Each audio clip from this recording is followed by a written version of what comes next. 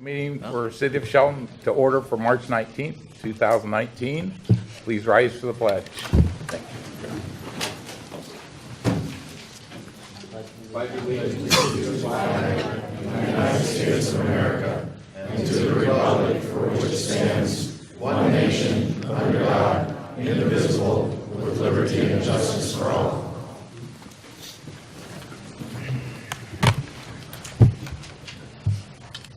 Thanks, everyone, for coming tonight. Donna, would you like to do roll call?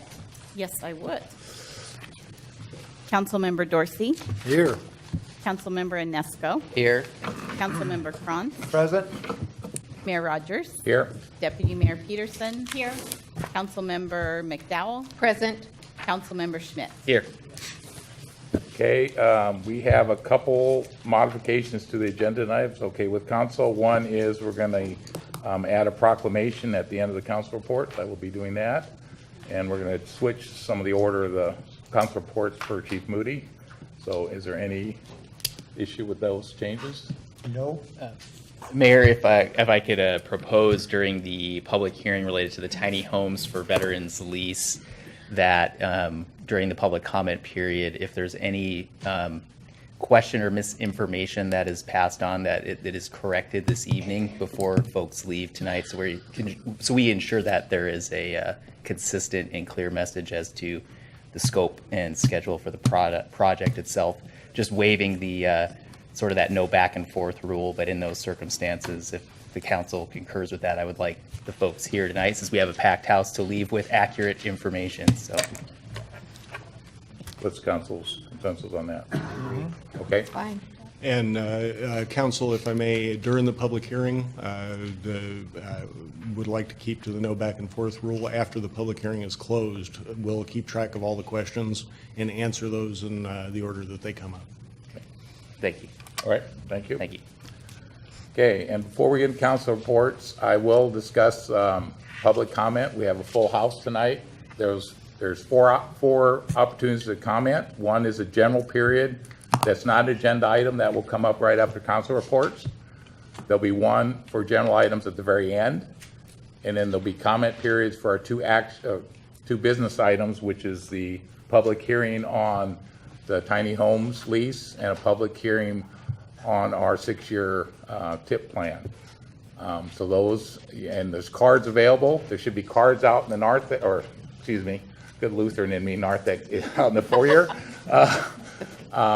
Please fill those out, and if it's for one of the topics in the business items, make sure you notice number 1 or 2, I believe, and make sure you pan those forward so Donna will call people who, as they want to testify. So with that, I'll turn it over to Chief Moody. Thank you, Mayor. I appreciate it getting us out of the way first. It's nice that we have so many residents showing up for the good work of the police department out here. It's wonderful. So first, I'd like to recognize just some exceptional work by some officers. Captain Fiola and I are going to do that, and then we're going to swear in our 2 brand new officers with the agency. So if I can get Krista Harper, come forward. Where's Krista? All right. So every year we have a Reserve Police Officer of the Year, and you get to stand in the pit, Krista. Get up here. Come on. We have a Reserve Police Officer of the Year and a Police Officer of the Year. Unfortunately, Sierra Harper, our Police Officer of the Year, is away at training, so she's not going to be here tonight. But I'll tell you about Sierra first. Sierra was hired with us in August of 2017. Prior to Shelton, she was a police officer in Suffolk, Virginia. She relocated out here, and in her short time here, she's received 3 letters of commendation. Her traffic enforcement was recognized by Washington State Traffic Safety Commission. She exemplifies her mission and values and was nominated by her peers and supervisors as Shelton Police Officer of the Year. And here we have Krista Harper. You need to stand out here and face this way so they can see you. Come on. Krista was hired as a reserve officer in May of 2018 and graduated from our own regional reserve academy and has logged more volunteer reserve hours than any other reserve officer. She has participated in community functions such as Shop with a Cop and has a contagious positive attitude. She has eagerly volunteered to help in all aspects of our city, and we're lucky to have her. And we all agreed that we have never seen her without a smile on her face. Our Reserve Officer of the Year.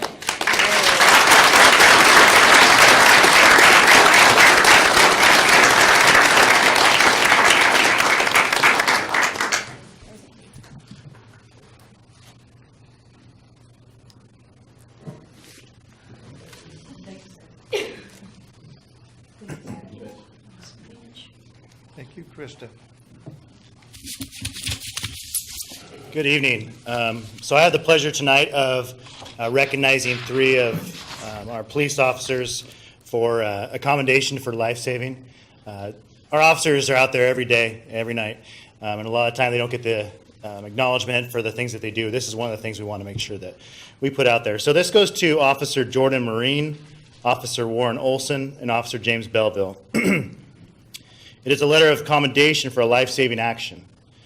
On 2/27/2019 at 8:12 in the morning, Officer Marine, Officer Olson, and Officer Belleville responded to the 2400 block of Railroad in regards to a motor vehicle collision. It was reported that the vehicle had left the roadway and was submerged upside down inside Goldsboro Creek. Our officers were the first on scene. Officer Marine, along with the Mason County deputy, entered the water and pulled the unresponsive driver from the vehicle. The driver had no pulse and was not breathing.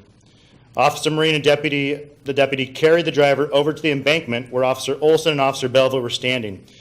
Olson and Belleville began CPR until relieved by medics. At the hospital, the driver regained a heartbeat. According to the ER doctor, the patient's life would not have been saved if not for the quick action of the responding Shelton police officers and the CPR they performed. Officer Marine, Olson, and Belleville embody our department's mission and core values: loyalty, dedication, respect, service, honor, and personal courage and integrity. So I don't think Officer Belleville is here somewhere back there. And the other 2 officers are in training as well, so we just want to acknowledge them and their good work. Thank you.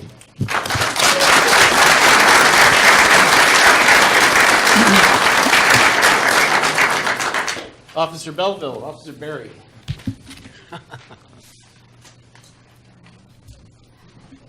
Let you stand right over there by the table. So, Officer Cody Berry.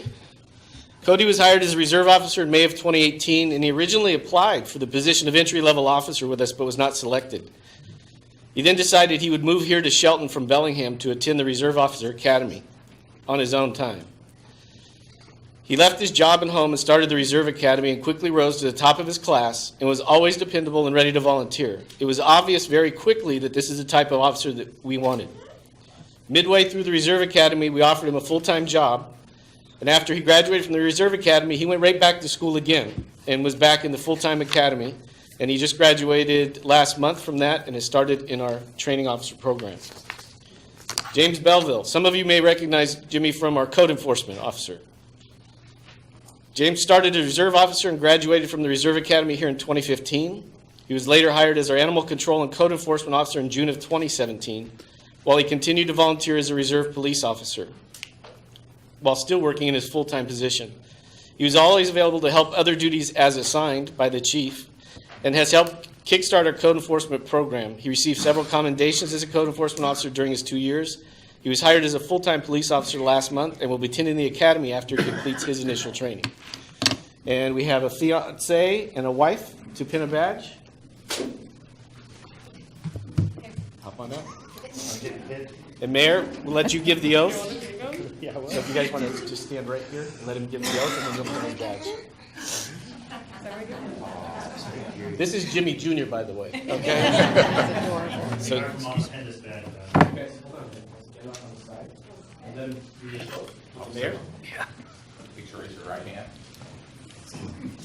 I, state your name, do solemnly swear that I will support the Constitution of the United States Support the Constitution of the United States and the Constitution of the State of Washington, and the Constitution of the State of Washington, and to abide by the Code of Ethics of the Shelton Police Department, and to abide by the Code of Ethics of the Shelton Police Department, and that I will faithfully and impartially and will faithfully and impartially discharge the duties of police officer for the city of Shelton.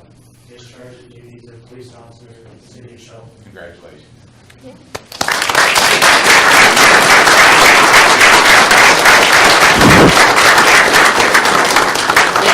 If you to take pictures while they get their badge pin, go right ahead. You're welcome to stand right over here and take the pictures while they get their badge pin.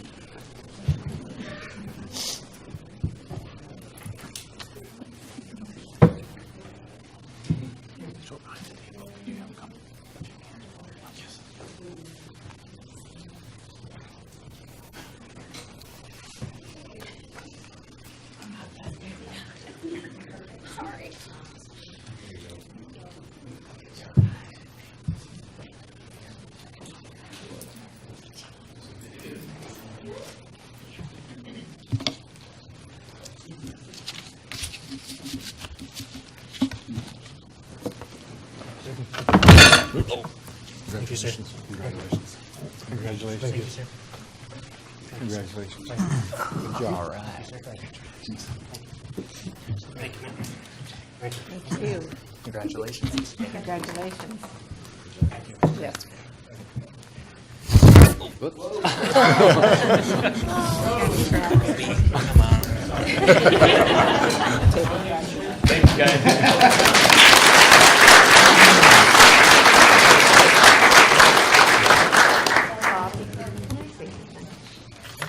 Is your mic on?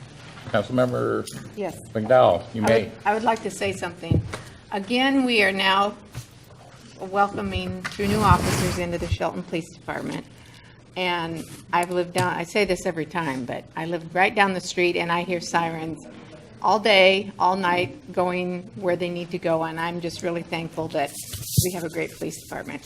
Well, thank you. I'll let Yeah. everybody know that. Thank you so much. Okay.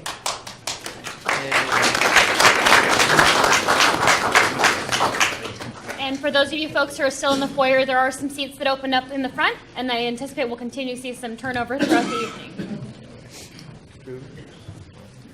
Okay, next, we have a proclamation. We'll wait for the, still 2 seats available if someone wants to come in, sit down. Taken. They're taken, sorry. Okay, Couple over there, maybe? 2 on the left. 2 over here. There's one over there. One more over here. The city council is honored to have a proclamation about the American Legion tonight. And David, you're here to accept? Okay.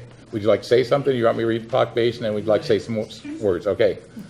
Our proclamation. Whereas the American Legion has been a staunch advocate for veterans and their families since 1919. And whereas the American Legion was founded on 4 pillars of care for veterans, a strong national defense, Americanism, and children and youth. And whereas the American Legion has played a leading role in initiatives and breakthroughs that have affected the lives of Americans in every community, from the U.S. Flag Code to the GI Bill. And whereas the Fred B. Wyville Post 31 has fulfilled the Legion's mission since 1919. And whereas the American Legion is celebrating its centennial in 2019. Now therefore, the City Council of the City of Shelton, Washington, does hereby proclaim March 15th as American Legion Centennial Day, signed this 19th day of March 2019. David.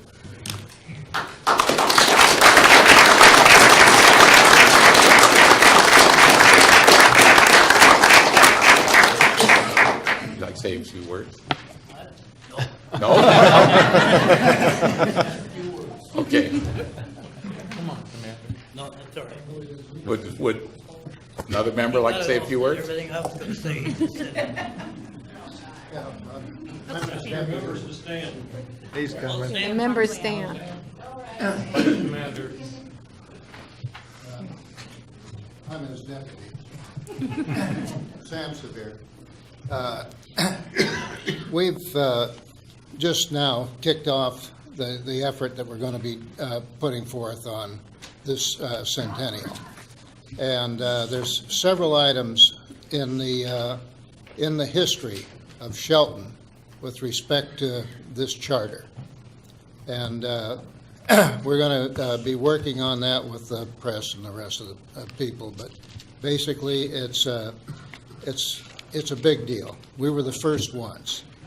We were the first ones. The first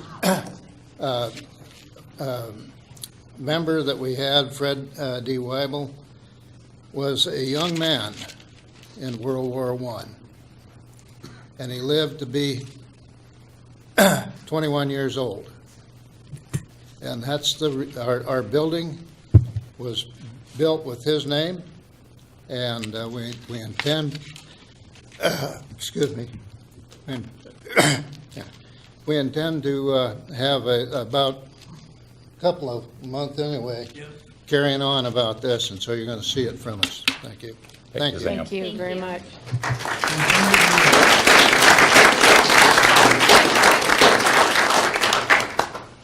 Okay, at this time, we move to the first period of general comment. This is for things that are not on our agenda. Oh, excuse me.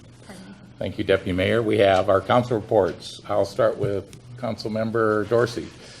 All right. Last week, or no, 2 weeks ago, on the 8th, we all went to a council retreat all day long and got a lot accomplished. But I'll let these people, we were all there, so I'll let them talk more about it.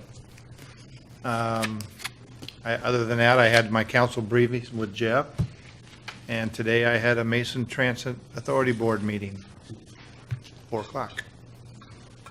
It's been pretty quiet for me as well. We had the council retreat on the 8th, and I've had a couple meetings and my briefing with the city manager, and that's really it.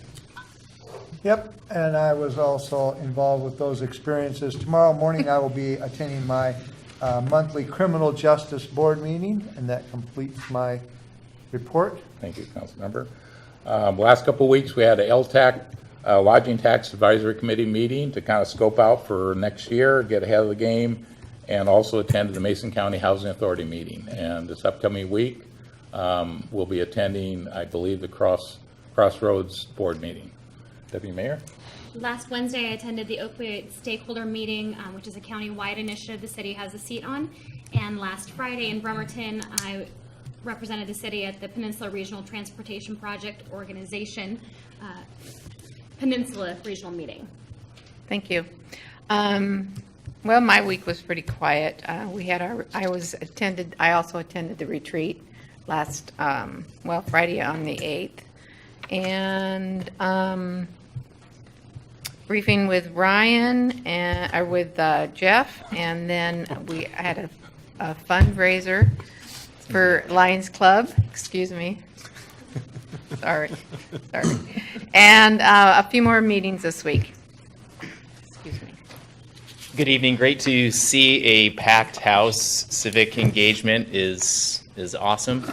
If only every week was like this, or every other week, I should say. Not every week, just every other week. But in addition to all the wonderful things that everybody else participated in, of course, I was at as part of that as well, and attended the EDC board meeting last Thursday and my biweekly briefing with the city manager last Friday. Okay, and that is all. Now we're on to general public comment. This time, anything that's not on the agenda, you may comment about. Do we have anybody? The only one I have is for George Sevier, and I believe he just spoke. I just did it. Yeah. Okay. Okay, so, Thank you, Sam.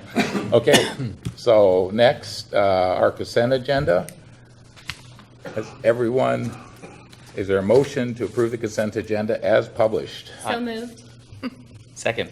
Okay, we have a motion to approve the consent agenda as published. All those in favor? Aye. Opposed? Okay, motion carries. Okay, moving on to our business agenda. Our first item, first of all, there is public comment on business agenda. Are both items? the first item. First item only. Okay, thank you. So our first business item is public hearing on tiny veterans home lease. So I'll open the public hearing and turn it over to City Manager Knighton. Thank you very much, Mr. Mayor, members of the public that came to see us tonight. Wanted to present the draft agreement for a lease for the Tiny Homes Village, and we're going to have a picture map up on the screen here in just momentarily that shows the area that we're discussing. A little bit difficult to see on that picture, but if you can make out the crosshatched area immediately adjacent to 13th, that's the area that we're talking about. And if you have any difficulty, I'd be happy to make you a copy of that and provide that to you once we're concluded this evening. For several months, the city has had open meetings discussing the potential to establish a tiny home village within the city of Shelton. And the project, as we all know, is known as the Veterans Village Project. Following several city council meetings and study sessions where public input has been received from citizens and nearby residents, the city has developed a draft lease, and that is presented before you tonight. The provisions of that lease, I'll just go over quickly. It is a 30-year lease, subject to the property operating a housing program, and there is a provision in the final year to extend that lease for another 10 years if so desired. There is a lease payment of $5,000 per year, beginning in the second year, and that's one of the amendments to the lease that you have a copy of that I'll talk about in just a moment. There is a development of a maximum of 30 tiny homes on the subject property, and if there are any more proposed, that would need to come back to City Council for additional approvals.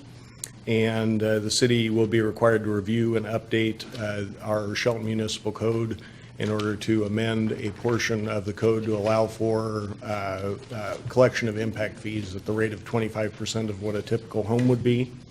And the lessee shall develop and present a site management plan for city council review. And during the first 3 years, they are required to submit biannual reports to the city on several pieces of information. Pardon me, Jeff. In biannual reports, including several pieces of required information and any other information that the city council might require. And the residency requirements are for veterans within Mason County as a priority. And then following that, there will be prioritization for veterans in adjacent counties that will list in the agreement. A couple of changes to the actual document you have in place over the last couple days, and I have communicated these with the project proponent. In the lease agreement that you have, there's a 6.3 acre figure cited for the lease area. At this time, when we finished with the survey, we're looking at about 3 acres, just slightly under that, and that's what that crosshatched area is on the map there. One other amendment in section 2, we had the base rent as $5,000 per year beginning the first year. That'll be changed at your second reading, where action's expected to be taken to starting in the second year, as we've agreed, for a total of $145,000 over the life of the lease. And the next two, there was a little bit of a discrepancy, not really a discrepancy, but we wanted to make it more clear in the lease language that the council will see in the final version for a requirement for one lavatory bathroom facility in each unit. And I've talked with the project proponents about that, and that will be provided, rather than in section 10, you see a requirement that says they have to provide those facilities for every 8 units. There will be one in each. Still not getting to the people in the back. I don't. Your max, Chuck? Maxed out? The square box is the only thing that has acres that belong to it. Yeah. This is for the recording, so if you talk. Right. That's- Is that a little bit better? Okay. So the project would also require a lavatory facility and shower for each unit rather than one for each 8 units. And I've communicated with the project proponent, and they're comfortable with that as well. Other than that, I don't have anything further. I'd be happy to answer questions, or at the conclusion of the public hearing, I can answer all the questions for any questions that come up during the public hearing. Okay. Council questions for city manager? Yeah. Go ahead. I had, as I was going through this contract, I had a couple issues. It states services for homeless veterans and other homeless individuals. That, I believe that will be, can you speak on that, Jeff? Yeah, we will speak with the project proponent and make sure that that's something that they're at least aware of before we make that change, but we can certainly make that change for the second reading. So it will be stated that it will be the veterans. Veterans, and I believe you're referring to Number 1 on page 2. the purpose and use statement. Yeah. Yeah, and we can make that change and make that for your second reading for the final version. And then there was another one that I believe that it should be the neighboring counties only, which would be the ones that neighbor Mason County, for bringing in Right. those neighboring counties, which is Grays, Thurston, Kitsap, and Jefferson, right? That's correct. Okay. Just want to make that clear. I brought that up at a one council meeting, that was not agreed to as far as a priority list of counties after Mason. So We talked about Kitsap, right? we talked about setting a priority list of other counties besides Mason, and Right, there was okay. not a consensus on that, so that was not agreed to, is my recollection. Yeah. So, I guess that's That's open page for further 4. discussion tonight, if that is important to the council. I think it is.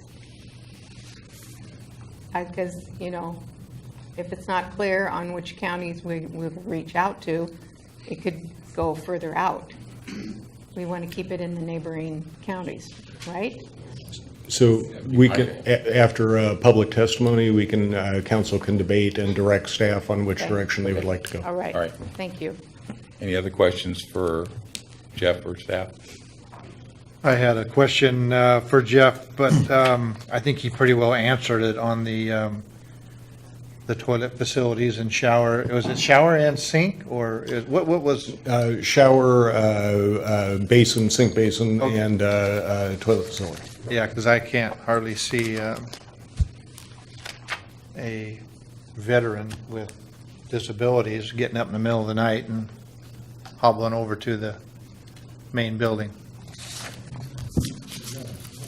Other question? I have a question. I have a concern that we have not in the lease, and I know it's Kansas mission statement, that it doesn't require recovery housing or whatever you want to call that type of facility. It requires the eligibility to get in, but not necessarily that ongoing process. And I think that's the intent. I'm sure that's the intent, but it's not in the lease. And I would like that actually in the lease. Or something to that effect. Yeah. Okay. Any other questions? All right, we'll open it up for public comment. We have a bunch of people who'd like to speak tonight, and I remind you, we have a 3-minute limit. There's a clock behind me. If you can keep it brief and make your point, that'd be much appreciated. If there's someone who's spoken already that's kind of hit your topics, you could just say, I'm with Bob, or whatever you want to say to keep it short. But if you feel you need to speak fully, that's fine, but just be brief as possible. We really appreciate that, and we want to hear your points, but try to keep it brief. And I think I saw a few cards in the back still. If there's folks who still need to turn in their cards to Donna, if you can just pass them to either end of the tables here, and we'll get them passed up front. I see a few I waving. see Tom in back. He's nice and tall.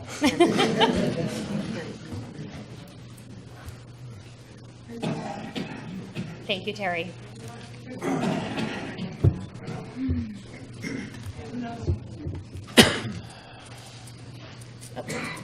Well, So, Jerry- Donna will call the name. Oh, okay. Speak. Thank you.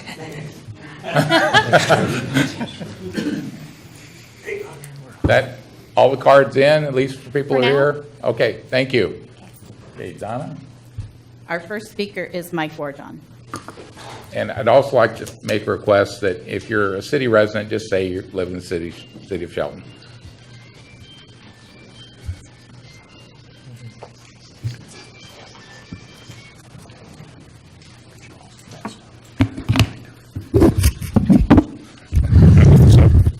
Thank you, Mr. Mayor and the members of the City Council. That's pretty scratchy. I'm just going to do this. My name is Mike Warjon. I'm with Quixote Communities, and I'm one of the advocates for the new Veterans Village.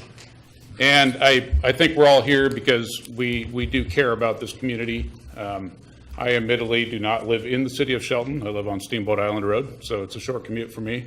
But I am very passionate about this project because the reason we're all able to stand here and have this conversation has been underwritten by a number of veterans and military people that over the years have given their lives to allow us to do this. And so that is something I'm very passionate about. It's something I want to see this community really do something to pay that back. A few years ago, there were a group of people living in tents in Olympia, and they collectively made the decision that they wanted to get off drugs, get off the street, leave the life of crime behind them. Another group of people got together and saw the potential in this team, and with that, out of that came Quixote Village. Quixote Village is a collection of tiny homes where people can live that were formerly homeless, and you have to be sober, you have to pay rent, and you have to support each other in your sobriety. You are not allowed to live there if you are using drugs, if you are drinking, if you are violent, so on and so on. It is one of the safest places in that town. And I am so proud that this city council and the people here in front of us have worked very hard to see if we can make the same thing happen here. I'm not going to take the full 3 minutes, but I would ask for the people that are in the audience that are in favor of supporting the veterans in this way, I'd like you to please stand up. And the people in the back. So thank you very much for that. I'll defer my rest of my time to other people. Thank you. Thank you, Mike. Just one reminder, no applause or booing. We're all here to learn people's feelings on this, so let's listen respectfully. And I know we will. Thank you. Donna. Next is Destin Deniston. City Clerk, if you could just announce who's on deck, that way we can have folks lined up and ready to go. That's all we're looking for. Thank you very much. Mr. Deniston. And next on deck is Ethan Kemp. Oh, Destin Deniston. Yeah, but you get to speak. You're Great. fine, Sean. Council, thank you very much for having us all here. This is amazing. I am not a resident of Shelton. I live in Thurston County. I'm the director of Vets Cafe. We have a 120-acre farm there where we do veterans incubator work with agriculture, conservation, forestry. And when I heard about this project here, I was like, this is the perfect kind of match for us to have access to veterans who are in a place where they need a solace spot. They need a place like, oh, hey, we can go camping. We can go fishing there and check in. And I was like, and I started talking with the folks about the project there. I went and looked at the Quixote Village site. It was really exciting. And I thought that this was a great opportunity to do the kind of service work that I'm dedicated to and that we're dedicated to at Vets Cafe down in Thurston County.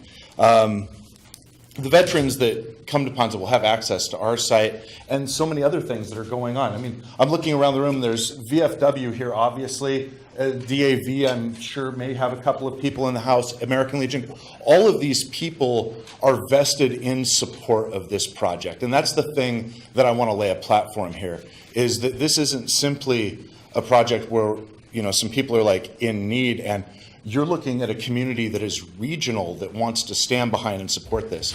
So I sent a letter to you that kind of talks about that, and I also don't want to take a lot of time because there are a lot of voices.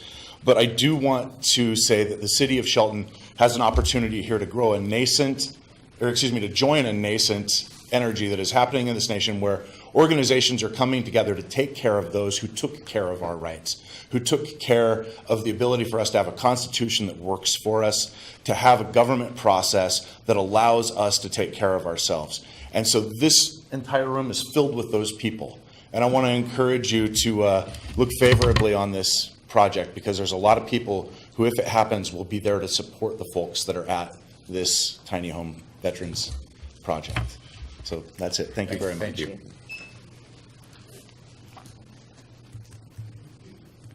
Next, we have Ethan Kemp, and on deck is Kelly Burdette.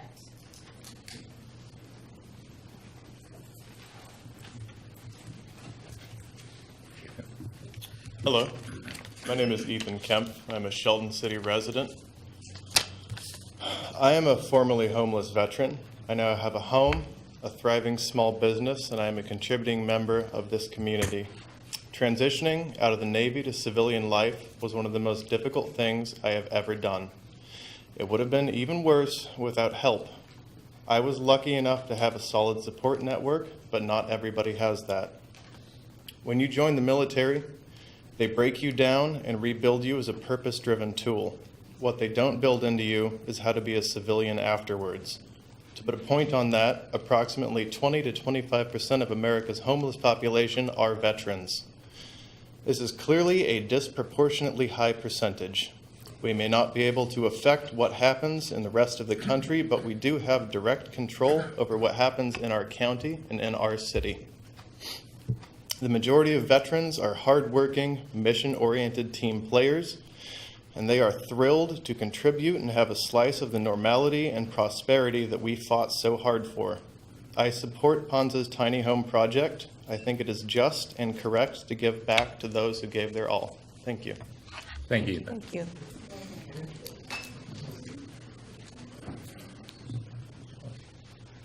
Kelly Burdette. And on deck is John Adams. There she is. Hi, Hi, Kelly.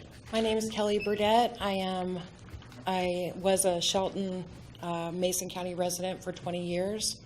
I've advocated for housing and for homeless issues for quite some time now. I am not a resident of Shelton right now. I'm a resident of Port Angeles and moving up there to try to find housing. My daughter just found housing there, so. But I'm still, my heart is still here, and to see this project go through. I have been to the state capitol to testify for the rights of veterans and the rights of homeless and human rights. I see it as when you look at other areas that this is, would you install something like this and it actually is successful? That's like what I like to follow. Coyote Ridge is absolutely that, what I've seen. They have shown success. They've shown, it doesn't matter what homeless is. It does matter, but the homeless issues in every area might be severe, but we can focus on our community right now. And we can do so much more. These vets deserve it. They deserve everything that we can give them. And I'd just like to thank you all for your service. I am a daughter of a vet too, and it's very passionate for me, so thank you. Thank you, Kelly. John Adams, and on deck is J.W. Grayson. Mr. Mayor, council members. My name is John Adams. Thank you.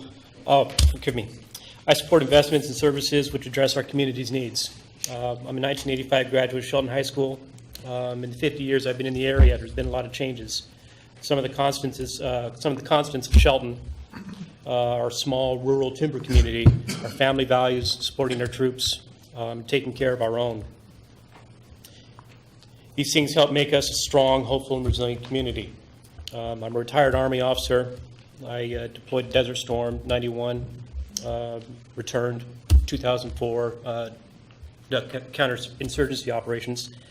My son, sitting against the wall over there, was born while I was in Iraq, north of Baghdad. I've seen a lot of soldiers. One thing I can tell you is that people respond to stressors differently. There's no end to the different ways in which people respond to things. Most of us are familiar with PTSD. What most people are not familiar with are the difficulties in transition and reintegration into society after conducting combat operations. And it's these things that are actually have a higher proportion of veterans in which they impact. Again, thank you for considering this project, providing some mitigation to our homelessness in our community. Thank you, John. J.W., and on deck is Ricky Grayson. Good evening, Mayor and the council members. I'm J.W. Grayson, and VFW commander of 1694 in Shelton. And our post supports the tiny homes community here in Shelton. Our community has a numerous of homeless veterans and would benefit from the tiny homes, changing their lives to accept the community members. These homes would help instill confidence and self-respect within the daily living and outreach of our community. I can only imagine the darkness of living on the streets where people shy away from you and fear of the unknown. We owe these veterans another chance for a better life and a place to feel secure. When these veterans serve our country, they serve us all. We are one of them gratitude. We owe them gratitude for the country's freedom. Won't you please reach out to them and vote yes for the tiny homes? Thank you. Thank you, J.W. Thank you. Ricky Grayson, and on deck is Michael Lee. I'm Ricky Grayson. I'm a veteran service officer over at Memorial Hall. We deal with homeless people quite frequently, and it tears your heart out to see this happen. And all they want is a place to call their own. And with my auxiliary, I'm the president of the VFW Auxiliary, we were talking and discussing what we'd like to do for the veterans' tiny homes and to make welcome home gifts for them, if this passes, for them to have something of their own from this community. And so we decided we'd do quilts for them. We're waiting for the first nail to be driven before we sew the first stitch, okay? I have one auxiliary member that's quite young in our auxiliary. I'll not name her. She had to work tonight. But she wrote this and she sent me a message with it, and I will quote what she said. This literally tore the hell out of my heart to write this. And when you hear it, you'll know why. And she changed the name to protect the person in this that she's telling. It's a true story. I met Vicki in a support group for military families about 12 years ago. She came from your typical American Army family. Daddy was a soldier, mom stayed home with 3 kids. You get the idea. Well, as it happens, Daddy's military career came to its inevitable end after a training accident. He was given a medical discharge and sent along his merry way. Unfortunately, he was neither prepared nor properly equipped to transition into civilian life. He was angry, in pain, saw no way to support his family, and he started abusing his pain medications and soon switched to worse.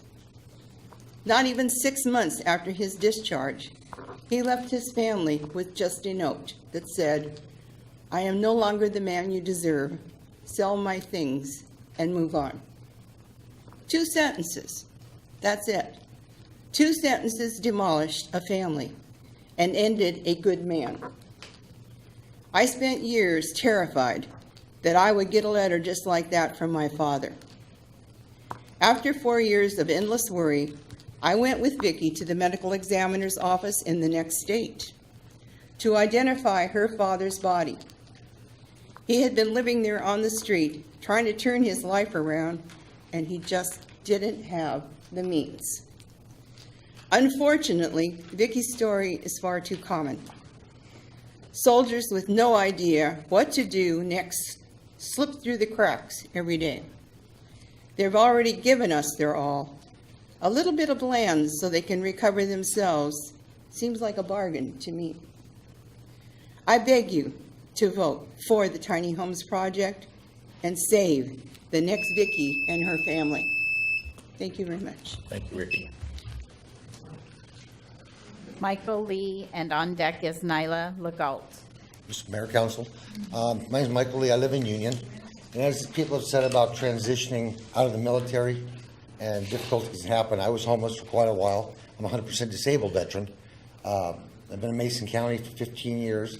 Had a lot of legal issues, had a lot of alcoholism, drug abuse. That's how I met Tom Davis, was through the Veterans Court. This community has a treatment center. There were four of his veterans in there out of 20 people when I went through it. And we have the folks from Memorial Hall, Pete, and everybody really works hard for the veterans. I think, in my opinion, the last missing piece is stability of housing. And for veterans, for me, that was a big issue, even though I had 100% benefits. And since my 3 years of going through treatment, I now have a 3-year-old house in Union with sweeping views of Hood Canal and Hoodsport. And I went down to Arizona, got my peer support mental health license for working with veterans. And the biggest thing I see is stability. Some place to lay their head other than the street, couch surfing, something along those lines. That's the biggest piece that I see missing when I talk to other veterans about what do you need, how do you think you can go about getting this. That's what they're asking for. So I've watched Tom go through this process since I've known him for this, and his support for this and all the time he's put in. I think it's a great project, and I really hope you folks go through it. It'd be awesome. Thank you. Thank you. Nyla Legault, and on deck is Ed Legault. I, again, don't live here in Shelton. I live at Lake Limerick, but I have lots of family here. I've been connected with the town for 35 years. I was so excited when I found out that they wanted to build this little town, this little village for veterans to finally give something back, because they give so much to other people for the safety of this country. I have a husband, a dad, an uncle, a mother, and a sister-in-law. They're all veterans. And I just hope you vote for it, because it's a really good thing to give back to veterans, give them someplace safe to be. Thank you. Thank you.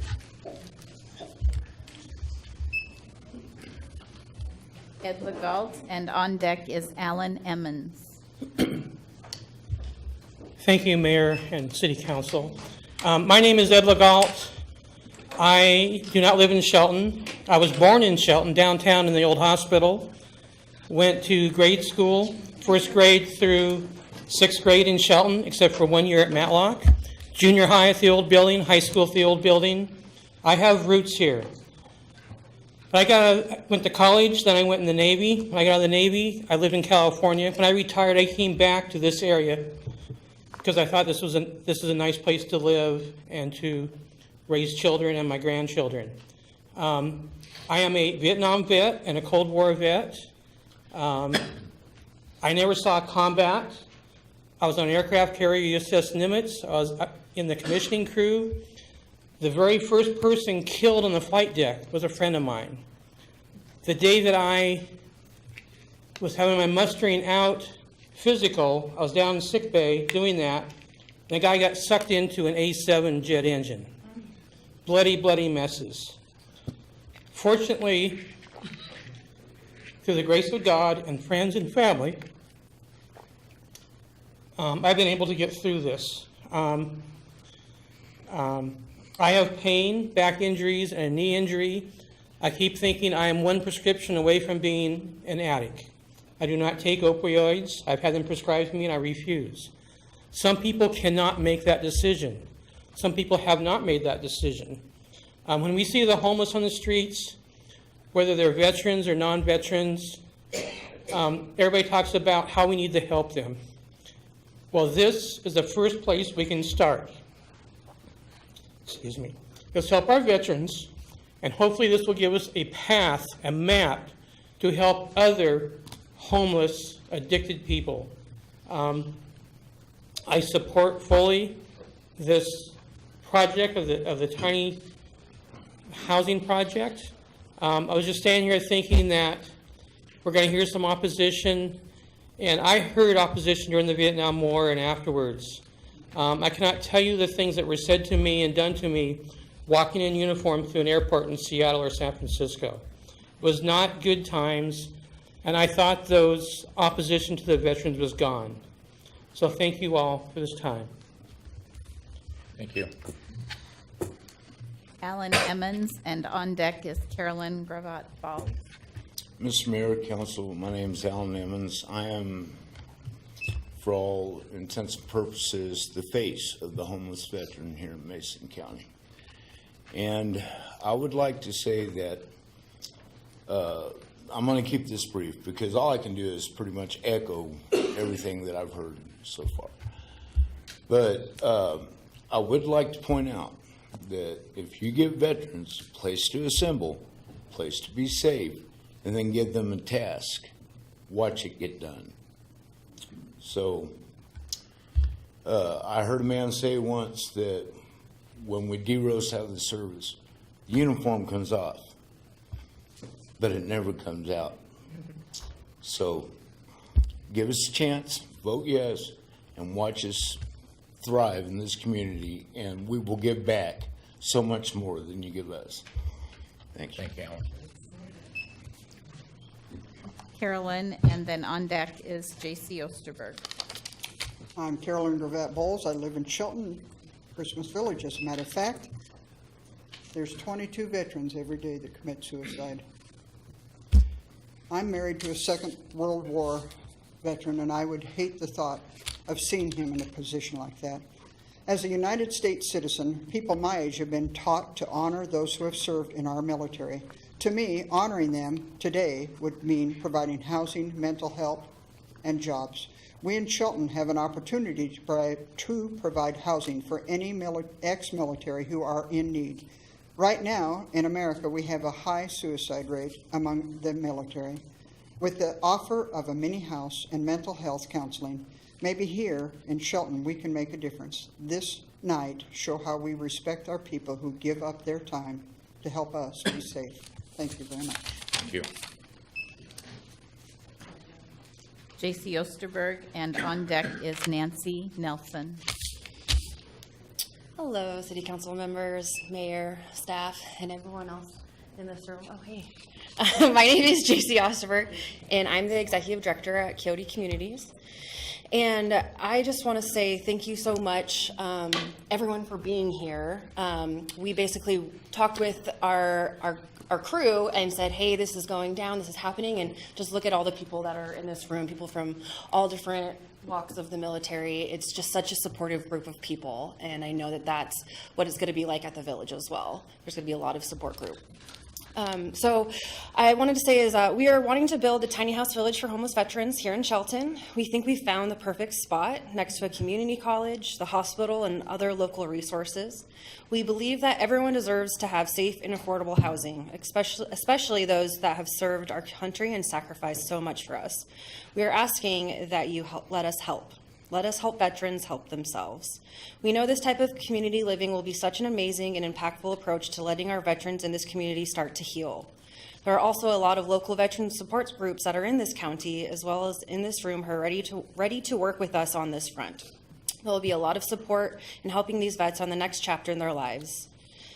And I just want to say again, thank you everyone for coming out. And I know that there are some people in opposition and it can be scary, and I get that. And I would just like to offer, as I have always offered, if you want to come check out Coyote Village, we actually have a monthly tour at the third Thursday of every month. It's actually happening this Thursday at 2 p.m. If you'd like to come see what it's like, it's going to be exactly modeled from that one. Please reach out to me and Amanda, my counterpart. She's a program manager at Coyote Village. We'd love to show you what the community looks like. Thank you. Thank you, J.C. Nancy Nelson, and on deck is Rosemary Greenwell.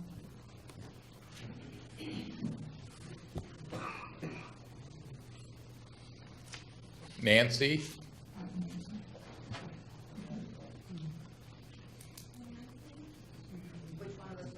Nancy Nelson. First. Me. I'm Nancy Nelson.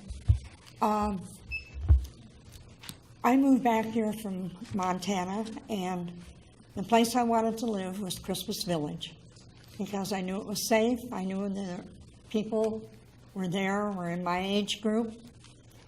And then I heard about moving the veterans across the street, just right across the street from us. And I thought, well, that, doesn't sound right.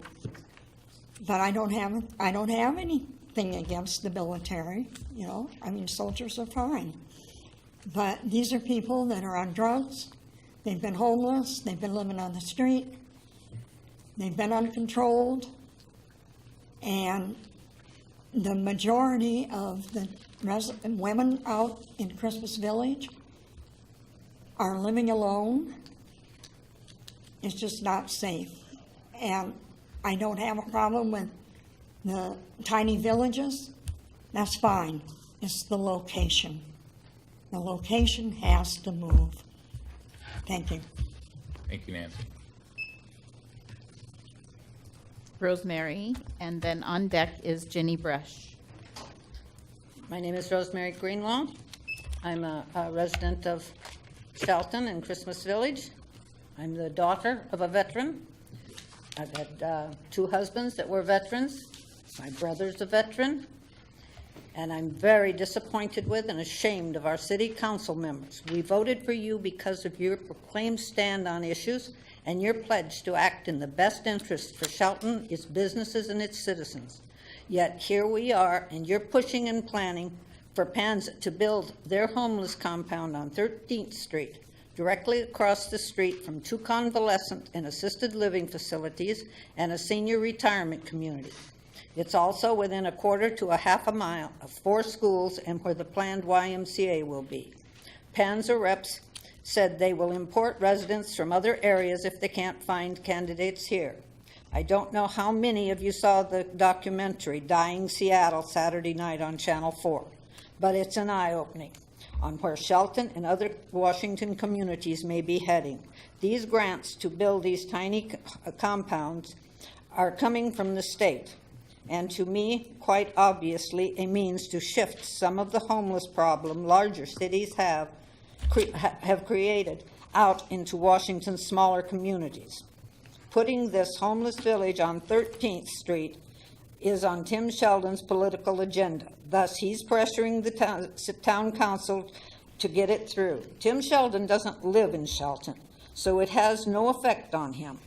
And when it goes haywire, he'll be nowhere to be found, but the city council members will be, and the city of Shelton will be held legally responsible. When the next election comes around, we will hold responsible every one of you who vote to allow this compound to be built where presently planned. Again, I ask you, protect Shelton's most vulnerable citizens. Thank you. Jenny Brush, and on deck is April Pruitt-Pooler. I'm Jenny Brush. I live in the county. I do own a house in the city also. I'm not necessarily against this. I'm concerned about the location because you're by schools and where the YMCA is going to be. And I'm concerned that there won't be strict rules. I'm concerned it will turn into a homeless mess, dirty, filthy. I think that if you're going to have this, we have to have strict rules, and I don't think that we can necessarily just depend on the corporation that's organizing this to enforce these rules. I think we need to also enforce them and periodically check that it's working. I think there need to be strict rules because the people that live there, that they have to be vets, that they have to be following the rules. And I think these people also have to contribute to the houses. They have to keep them clean.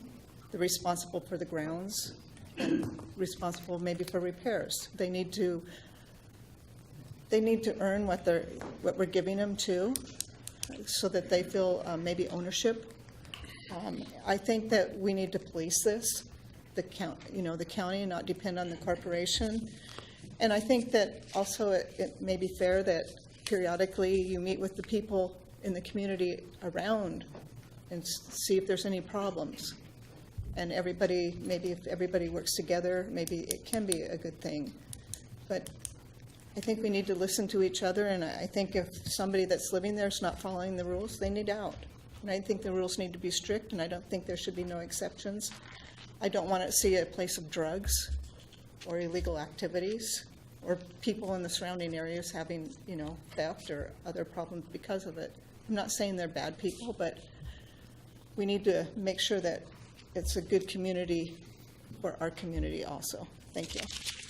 Thank you, Jenny. April, and then on deck is Robbie Van Hout. Hello, I'm April Pruitt-Pooler. I'm currently the chair of our Mason County Veterans Advisory Board. I'm former military, obviously Army. So it's kind of disheartening to hear that some of the comments based on the what if this, what if that, there should be this, there should be that. There are strict rules that are going to be abided by. There are going to be background checks. There's no drugs to be allowed, no alcohol, and this is where everybody can support each other. We have already a lot of volunteers saying, hey, I'd love to come teach yoga, meditation. We'll have counselors.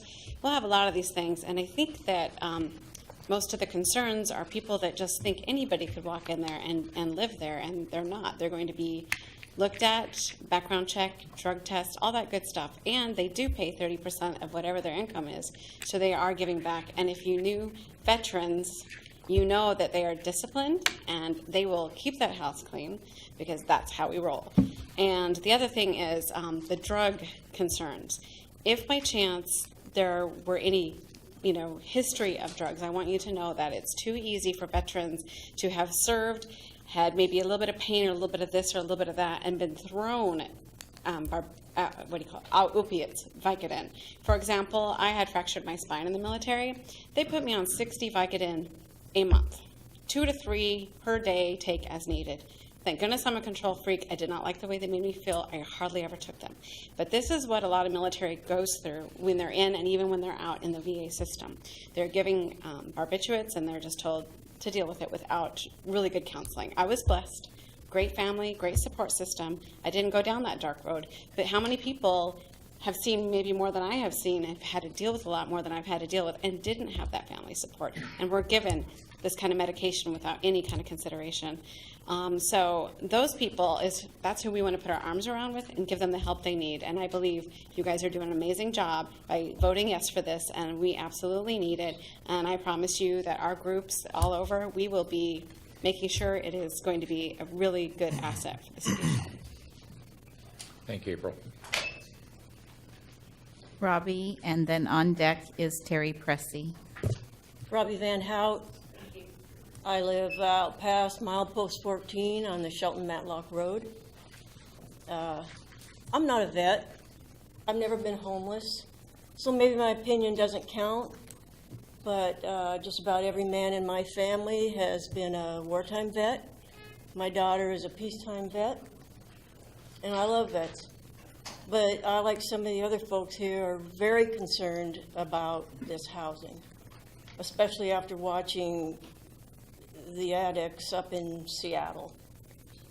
They're taking over the city. Seattle is dying.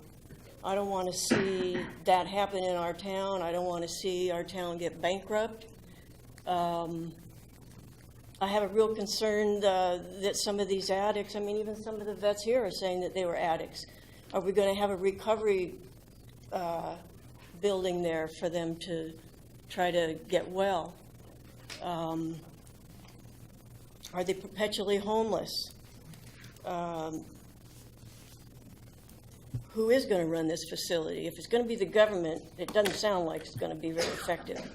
I'm hoping that some private individuals can handle this and enforce the law and provide intervention and get these folks well and get them back into contributing members of society. I'm just so worried about us turning out like Seattle. I work in Olympia. Olympia is turning into a mini Seattle. It's kind of horrifying for most of us folks. I don't think we've ever witnessed anything like this in our history. But that's my concern. I do love vets. I'm standing between two of them. They could squash me like a bug. But I'm just not too hot for this, and maybe you can prove me wrong, but I would like to see vets be able to get well and be contributing members, but we have such a tiny little town. I'm just concerned that it's going to be a successful project. Thanks. Thank you, Robbie. Terry, and then on deck is Ethan Mutoli. Good evening, everyone. My name is Terry Presley. I am a Mason County resident. I'm also a licensed mental health counselor. I've had the privilege and honor to be paneled to work with many veterans, their family members, and as a Mason County resident, I'm an active member of Moving Mason Forward and the homeless meeting that we have here monthly. And So I just want to say that I really lend my support to this. I've traveled to Quixote Village in Olympia. I used to have an office downtown Olympia, so I'm familiar with their challenges. This is different. Quixote Village is wonderful. I would say take these women up on and go out and look at it and see. When I traveled and toured there, I did that with some of our county commissioners. And it is well run, it is clean. Statistically, police love it. They have had significantly less times to go there than anywhere else. So it has been a real jewel in the city of Olympia. I think we should prioritize. Our veterans have written a blank check with their lives, and it's time to give it back. Working with veterans, they are no more violent, and if you've ever been on a military base, part of my career I spent 6 months traveling 13 states, going to headquarter training facilities, working with the Marines, the youngest, and they are Marines for life. I always know my veterans because it's yes ma'am, no ma'am. They're respectful to us. They're respectful to the things they have.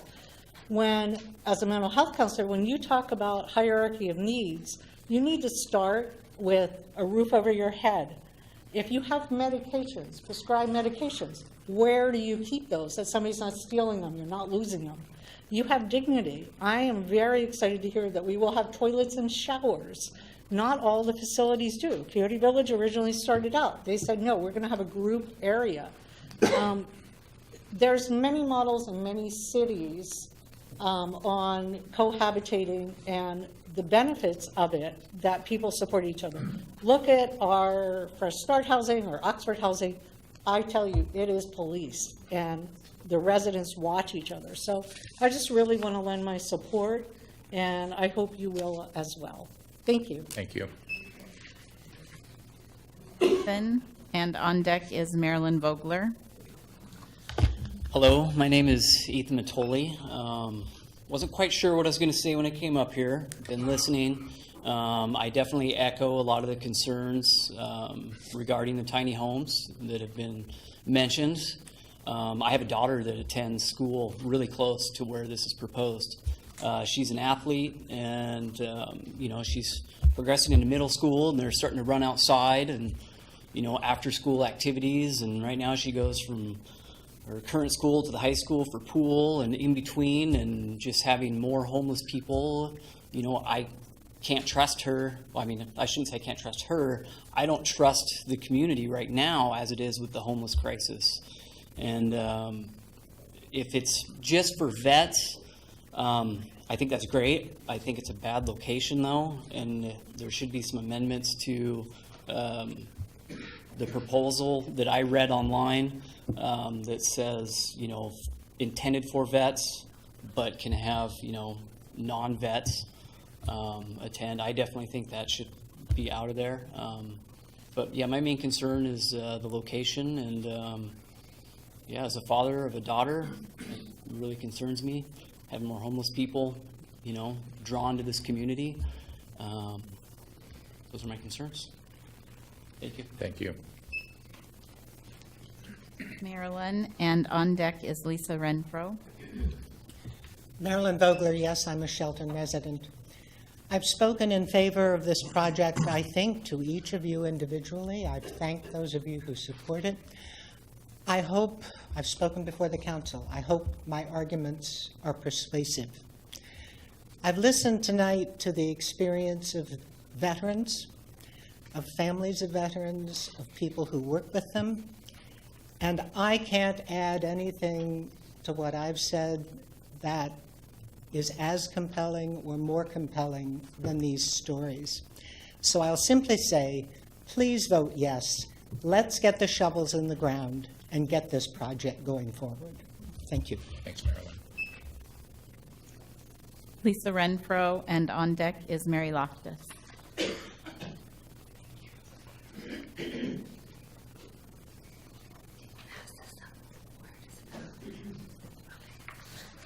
Hi, yes, I'm Lisa Renfro.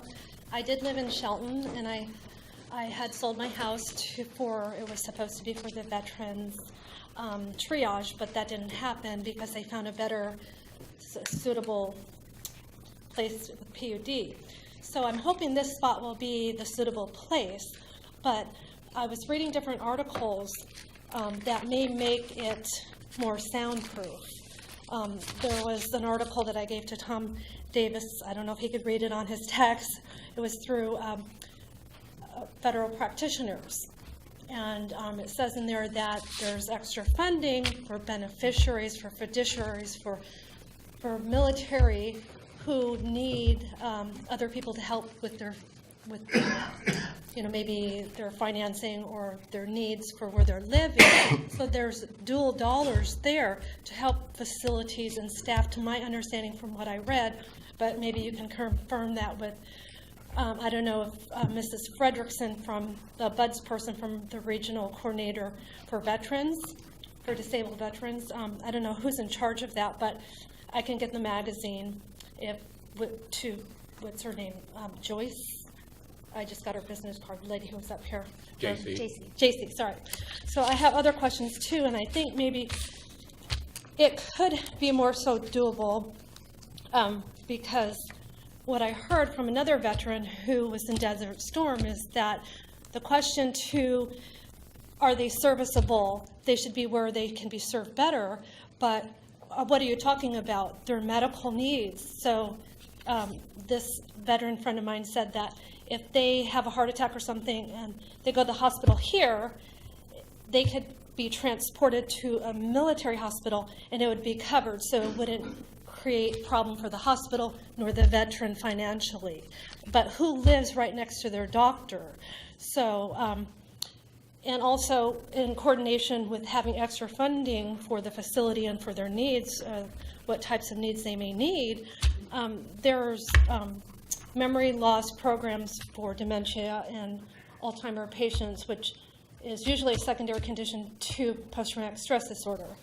And Amoritas is a care facility that is really good with that, but maybe they could take that model and have a little tiny town inside of the tiny village where they have a little barber shop, a little ice cream stand, a little TV movie theater where the veterans can congregate together and get used to being in the civilian world if they feel uncomfortable going on the outside, per se.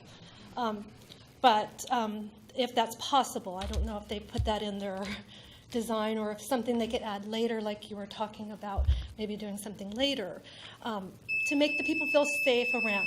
That's timely. Yeah. Thank you very much. Thank you. Mary Loftus, and on deck is Bree Sheets.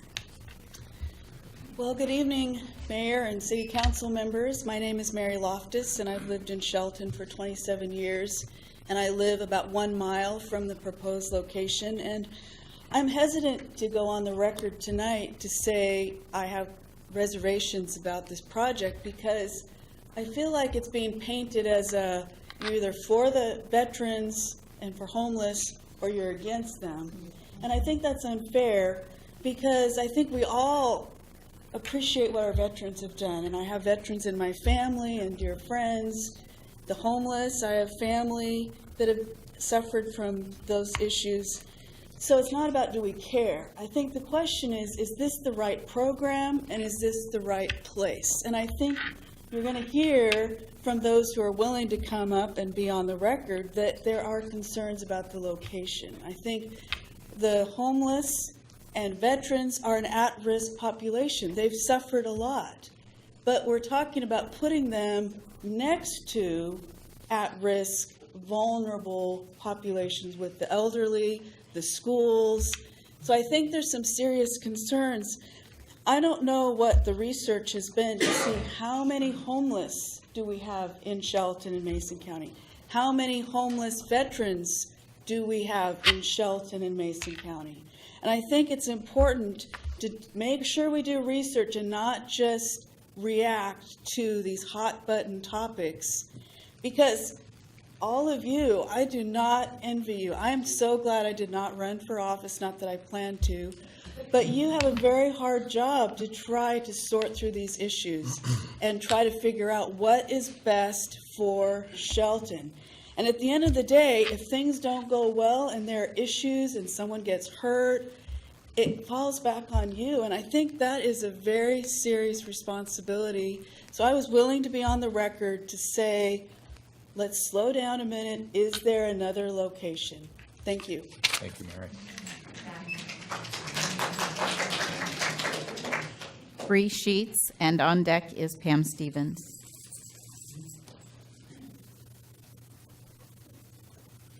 Bree Sheets.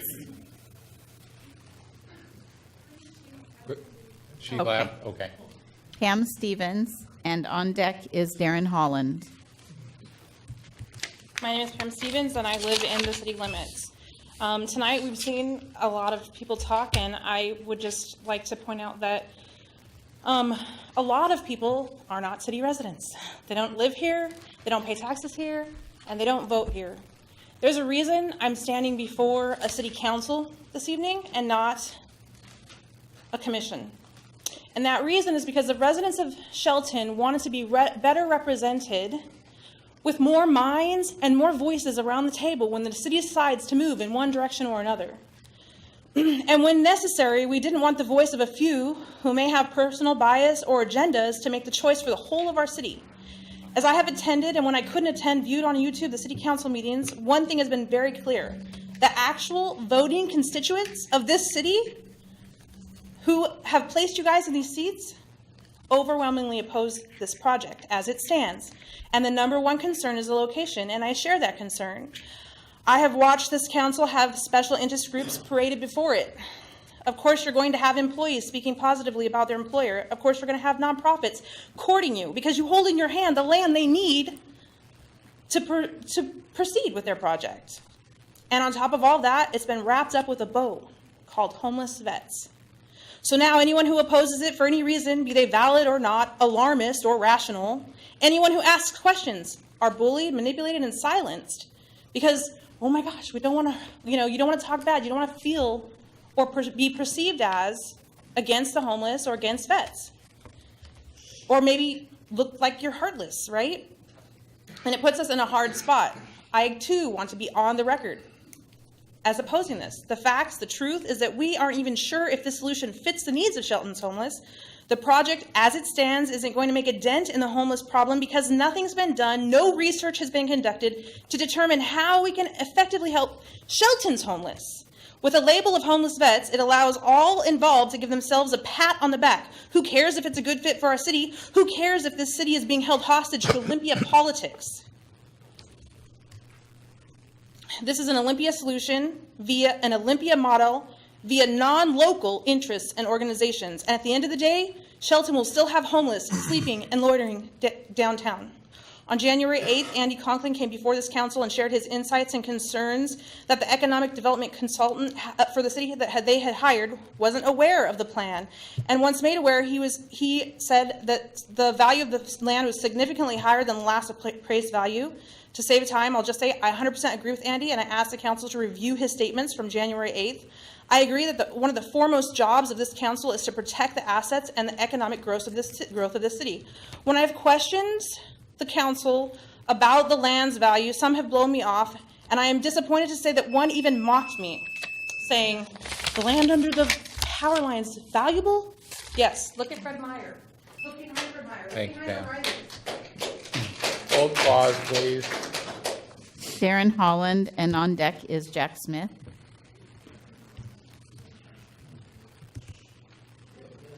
Darren Holland. Okay, Jack. Jack Smith, and on deck is Reverend Barbara Wiesa. I'm Jack Smith. I'm a co-owner of a place in Christmas Village. I support the Veterans Housing Project. My one suggestion is move the entrance to Shelton Springs Road and not 13th. Thank you. Thank you, Jack. Reverend Barb Wiesa, and on deck is Ed Johnston.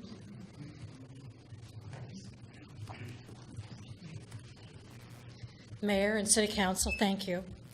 My name is Reverend Barbara Wiesa. I am the Executive Director and Case Manager at Community Lifeline, providing the only shelter in all of Mason County for homeless individuals, including veterans. As a case manager, I serve those veterans every day and am currently serving 4 of those veterans. Right now, we know that trauma is at the root of all homelessness and that all that we see through our doors on any given day. That includes our veterans who have served their country and who deserve to be housed. Right now, we have a housing shortage in Mason County. We have no affordable housing, period. And yet we have government that is breathing down our necks to house people. I am in support of this project because this is a starting place for our veterans. This is a place to say that this community cares for our veterans and that we appreciate their service. Thank you. Thank you. Ed Johnston, and on deck is Joshua Shushak. Ed Johnston. Ed Johnston.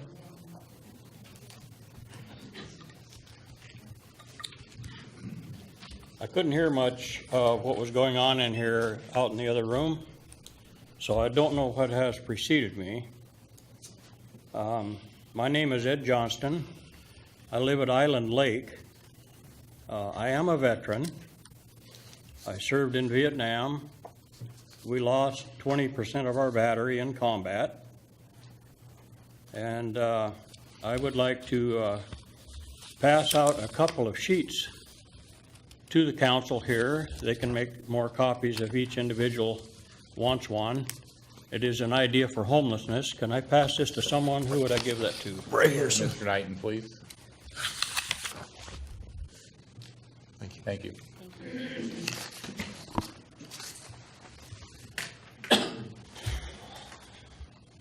This is an idea for homelessness. It's an issue that needs to be tackled together, and working in silos will not be as great as working together. There are so many homeless resources out there, and people/agencies unfortunately are working in silos to tackle this problem. We do not need to build more, we need to work together more. We do not need new agencies to tackle the homeless problem. There are ample services for these individuals in the greater Puget Sound region. Examples of how to partner with the City of Covington and Kent are in favor of local churches serving as safe car parking where homeless individuals can sleep in their cars overnight. No nurse service is created. Here it is more about partnering with area resources. The City of Covington has successfully partnered with local area agencies to build relationships and give money to the following agencies instead of starting new services. Agencies like Divine Maple Place, a pre-existing homeless shelter that has now been able to build new housing because of the partnership with local area cities. Nexus, a pre-existing youth homeless shelter in Auburn. Reach, a pre-existing homeless shelter in Renton. Catholic Community Services, day shelter, 24-hour mental health services, and 25 other social service agencies serving needs such as domestic violence, legal assistance, mental health, dental and medical services. There are several resources in Olympia for homeless individuals, including, but not limited to, Olympia Union Gospel Mission. Hot meals are served, and connections to shelter in Seattle at the Seattle Union Gospel Mission. Drexel Health Catholic Community Services provides housing, 86 units. Sidewalk moved over 1,200 people off the streets, out of the shelters, and into permanent housing in 6 years. Family Support Center offering comprehensive individualized Time's up, sir. case management. Can you finish up? Time's up. Yes, sir. I'm on the last paragraph here. Okay. Rapid rehousing and search and placement supportive services utilizing house model and for homeless families. Okay, thank you, sir. Can you finish up? And sir, if you'd like to pass that up to city staff, I'm sure they'd be happy to forward it as council members. I'd like to make one point that in this endeavor that you're undertaking, drugs will be prevalent. Garbage will accumulate. Okay, sir. Very poor location. Your time's expired, sir. All right. Please we'll take your written comments. Thank you. Thank you very much. Joshua Shushak, and on deck is Vincent Palsy.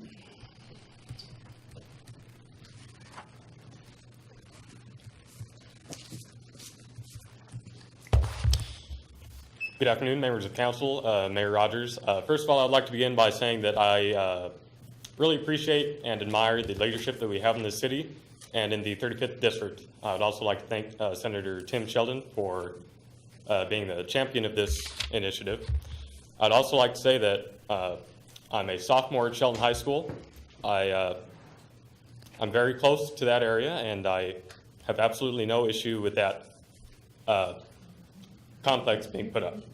I'd also like to say that I'm a member of the Shelton Naval Junior Reserve Officers Training Corps. I'm being taught by a sergeant major in the Marine Corps, and he has served honorably for most of his life. To begin, I'd like to say that I'm not in favor of any government handouts or taxing social programs. However, this is certainly not a government handout. The city will be taking in revenue approximately $5,000 annually, and any maintenance that is supposed to be conducted by this company that is building this complex will be coming from the company. 30% of applicants' income must come from themselves. They must pay 30% rent, and they must be 30% below, they must make 30% below the median income. There's absolutely no reason to fear this coming in to our town. I'd like to make certain that we know that this is not just a Shelton issue. This is an issue that affects our entire nation. And to those of us who say that we should be apprehensive of bringing people in from other areas of this country and state, I hope that you would see the other side and see that these people are humans, that they have fallen on hard times, but there's absolutely no reason to be apprehensive to bring them in and supporting a more cohesive nation. Again, I'd like to thank the council for letting me have this opportunity to speak. Thank you. Thank you.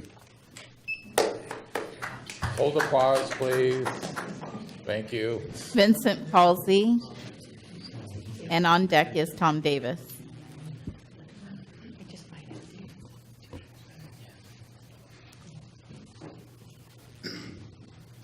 Mayor, City Council, my name is Vince Dalsig. I am a case manager at Northwest Resources Drug and Patient Treatment Center. I'm also a combat veteran. I went over to Iraq and came back a changed person. This wasn't always a story. I was also a homeless veteran. Through the therapeutic courts, I was sent to a program with domiciliary called DCHV, which was similar to what we're trying to build here. It's a tiny homes project with TR housing. I'm walking proof that it works. You know, I have a life today worth living, thanks to a program similar to this, so I am in favor for the tiny houses. Thank you. Thank you, Vince. Tom Davis, and on deck is Jerry Strong.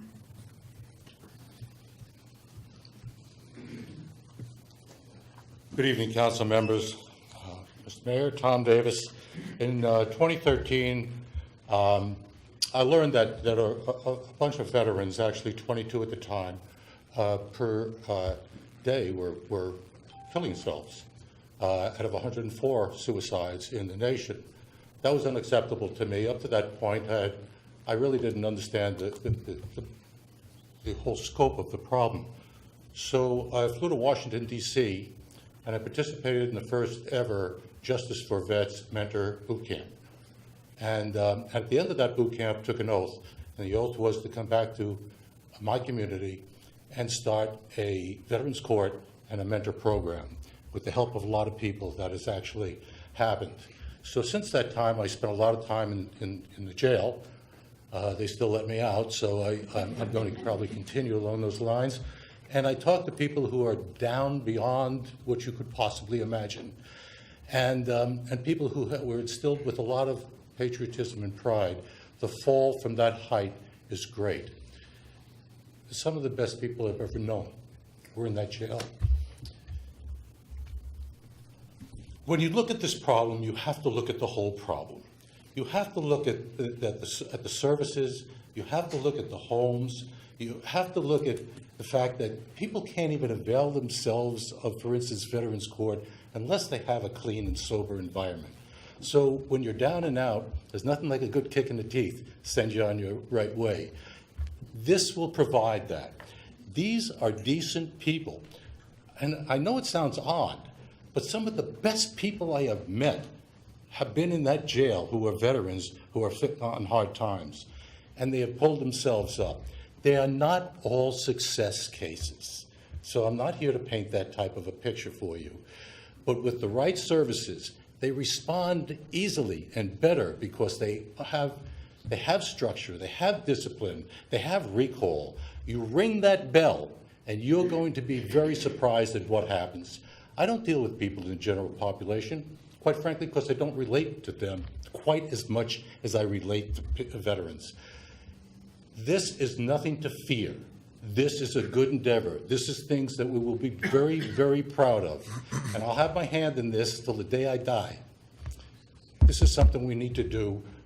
I just want to leave you with this message, is that all the fears that I'm hearing from people are just not going to materialize.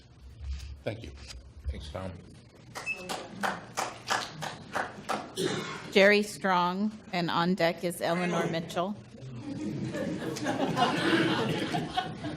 Hey all, I'm not very formal. I wrote this, and everybody has said everything I wanted to say. Homeless vets is not a new thing. I got out in 1979. I spent 2 years wandering around. My family didn't understand what was going on with me.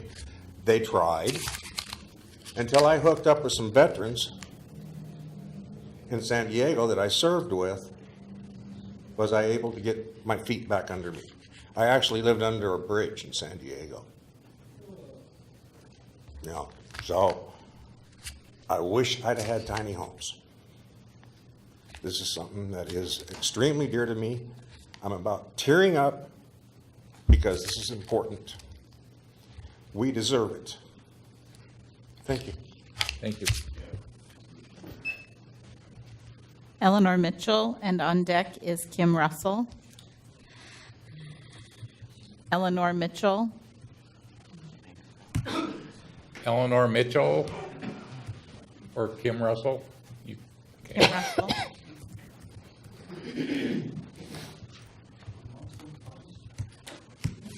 Go ahead, Ms. Russell. Yes, City Council, Mayor. I'm Kim Russell. I'm a resident of downtown Shelton, and I'd like to address two issues that I've heard brought up tonight. One having to do with, is this going to bring more homeless in or homeless in general? I'm a veteran. I'm also a retired Mason Transit bus driver. And so, again, it was very eye-opening to see just how much homeless there is in and around the Shelton area, Belfair area, in and around this county. There's a whole lot more than you probably think. I know I was surprised. If we can start figuring out some way to get some of them off the street, back on their feet, if it takes a couple years, it takes a couple years for each individual. We've got to start somewhere. I've heard issues about not in my backyard. We're always going to hear not in my backyard. Everything from new mills to nuclear power plants to whatever, not in my backyard. So where do we put them? They need to be close to buses. They need to be close to medical. They need to be close to stuff in town. Henceforth, they're going to be close to shopping centers, schools, etc. Second issue I'd like to address, since I do live in downtown Shelton. About 8 years ago, I had a neighbor who had a house with way too many bedrooms than they needed, since it was just the two of them, and they had about, I think, 7 bedrooms. So they decided to downsize and go to a smaller house, but instead of selling their house, they decided, without talking to the neighborhood, about turning it into a halfway house for the prison. So much to my surprise, when the neighborhood found out, we were not too happy about it. Again, this is about 8, give or take, years ago. I didn't count the days or the months. In that 8 years' time, the crime rate did not increase. The fears that we had did not happen. Yes, a few people stepped out of line. There was a few times my wife and I at 10 o'clock at night had to get up out of bed because my alarm clock went off at 5 o'clock in the morning. Could you please turn your radio down out in your car? Immediately. Yes, sir. For them, stepping out of line meant going back to the big house. And in fact, one person stepped out of line and went back to the big house. But the crime rate did not increase like we thought it would. And so therefore, I am in support of this. Time's up, sir. Yes. Thank you very much. John Tupper, and on deck is George Sevier. Council, excuse me, I can't get to the dais. If I can just talk from here. That would be fine, sir. Okay, I heard a lot of people talk about the location. Well, there's homeless people all over the city. I don't live in the city, but I'm here most days doing business. One gentleman talked about a bunch of shelters up in county and that. Shelters don't take the homeless off, they're still homeless. This project here is the people that are going to be living in the tiny houses aren't homeless anymore. That's my point. They're not homeless anymore. There's still going to be homeless people in the city. They're still going to be up around Christmas Village and the stores down here.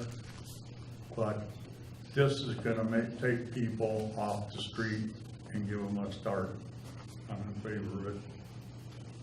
I'm in the American Legion, and I'm a member of the Veterans Advisory Board. Thank you very much. You only get one chance, Sam. This is different. I get out of this thing is that I'm different than a lot of the folks that did serve. Who didn't hit your button. Donna, if you start Sam's time. I don't know that when it's time to quit now. I'm different than many of the people that have spoken tonight, and had a bit different in my background. I'm a 30-year guy. I spent a full career, but the event that happened when we came back from Vietnam was the same for us as it was for a lot of the folks that have these problems now. If we can take care of that and not worry too much about the police folks failing to do their job, and that's what I heard when we were worrying so much about the neighborhood. This project is a project that's funded at a level in government above us, and it's funded with the idea of we're taking people out of the problem and putting them in an area where they can survive and can contribute. And I solidly say we need to support this kind of effort, not only now for the veterans, because that's a funding that we can't spread around, but for other organizations. We got a whole bunch of them sleeping out behind our building there, and they don't have an opportunity that the vets have right now. But it's only an opportunity for the vets that need it.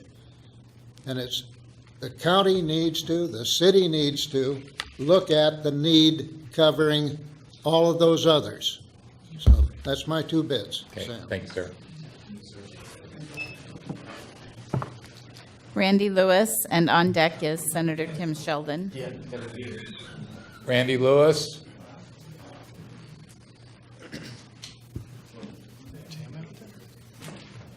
Sorry, I'm old and slow. And Senator Sheldon will be next. If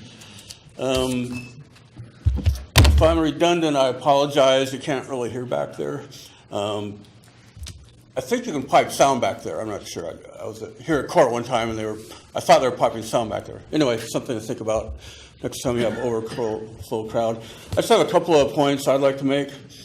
Again, if I'm redundant, I agree with whoever mentioned this before.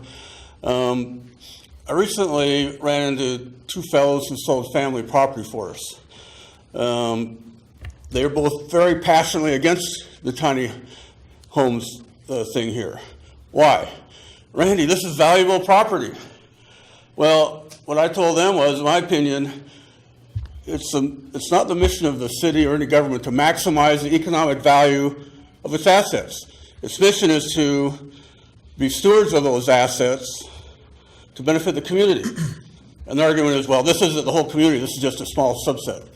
No, this is a group of people that have benefited our community already. Not only our community, but America, everybody. So in my opinion, we owe them this. The second one is, I've heard people come up with stats on, like general stats on the population of veterans. And they say, well, there's X% of this bad characteristics for these veterans. And I'm going to say, well, no, you can't use the stats for the entire population. This is going to be a select group. They're going to be vetted. It's like saying Shelton High School boys basketball team is going to be bad because 70% of the students are bad basketball players. Not true. They're going to select 12 of the best basketball players, so you can't say that's going to be a bad basketball team. Although it is true, none of the teams are going to be as good as the team Kevin and I played on many years ago. Thank you. Thanks, Randy. Senator Tim Sheldon.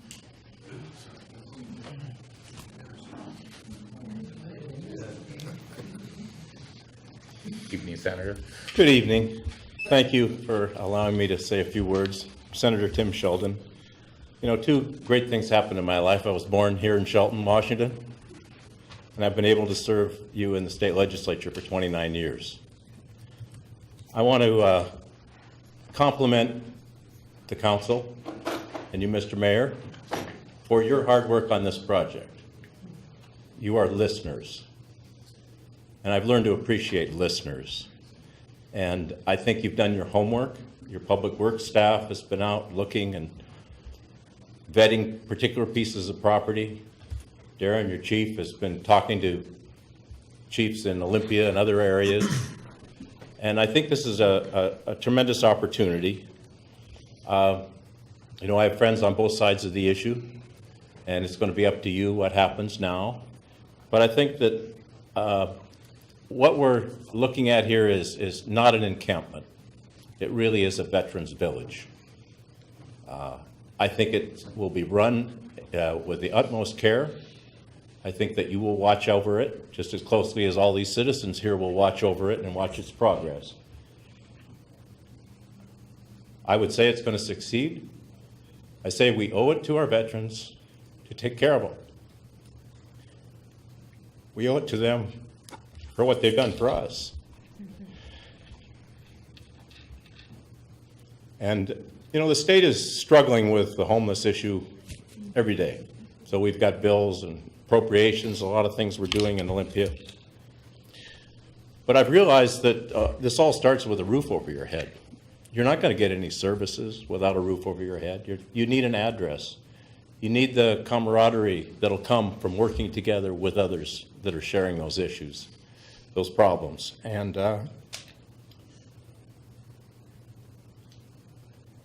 I'm just proud to be a part of this, to have something to do with it.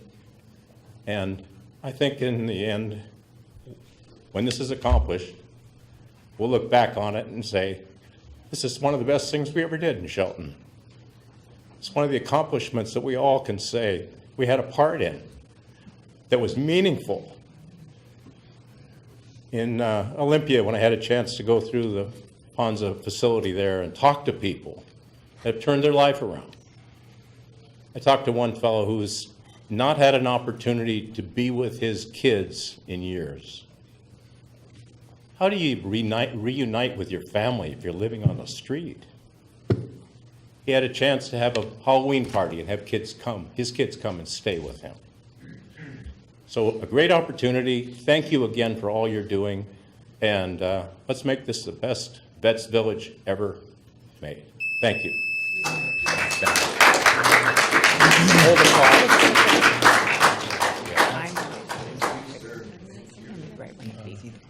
Probably 16. I just have one general comment, so that's it for this public hearing. At this time, I would move to extend tonight's meeting by 1 hour. So moved. Okay. Favor? Aye. Opposed? Okay, we'll extend the meeting till 9:45. Okay, so should we go back to some issues? We still have one more public hearing. No. A general public comment, no more for this public hearing. card, sir? Yeah, is anybody, Did you does have anybody a else card? wish to comment? Fill out a card. Yeah, fill out a card. Okay. What's the name? S.C. Graves. I have your card here, but you want to speak to the water shut-off rule, correct? Well, that's my original thing, but also to this also. You would like to speak to the tiny homes issue? Yes. Okay. Okay. It's your turn. And anyone else? Do you have a card, sir? I just stand myself. And then this will be the official cutoff. Turn in your card now, or you'll have to wait till next meeting. Hi, my name is Steve Graves, and I've been a resident of Shelton for 25 years. I'm also a Vietnam vet. I'm one of the ones that got Mr. spit on. Graves, why don't you hold on just a second?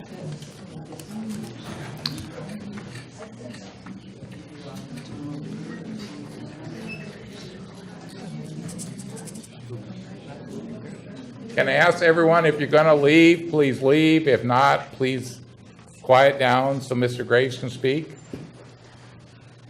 Thank you very much. Mr. Graves, go ahead, sir. Thank you. As I said, I'm a Vietnam vet. I'm a resident of Shelton for 25 years. I was one of the ones when I came home, I got spit on. I got called baby killer, got called all kinds of other things. We didn't know what PTSD was. It was shell shock back then. I lost my only son to Desert Storm. And it's been tough. I know a lot of veterans that are homeless. I'm also a member of the DAV here in town.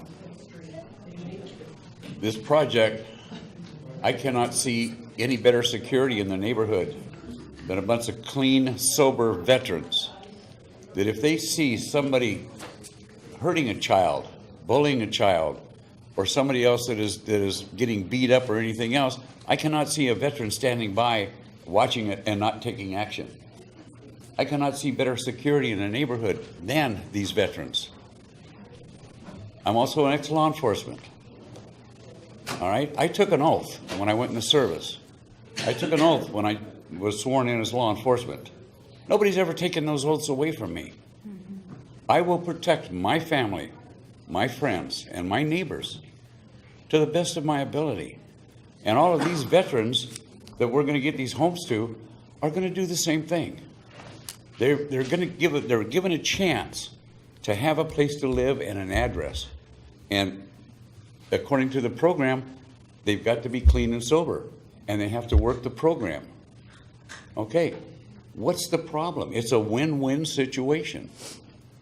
And I just really would like to see this thing go through. I know this is not the original reason I came here, but I'll save that for the next meeting. But this is very important, and it's something that's very dear to me. Because when you lose your only son, you look out for these other veterans because they're close to you. They're the reasons that you're here. They're the reasons that we're here. Too many sacrifices has been made, and people are not taking care of the veterans as they should. I mean, I know, I'm one of them. That's all I've got. Thank you. Okay. Thank you, sir. And you'll be able to speak again if you'd like. You'll be able to speak again if you like to wait, but it's up to you. What now? No, kid, no. Nice try. Nice try. And we had one more. Did we have more? Yes. Lanny. I'm not sure about the last name. Okay, let's.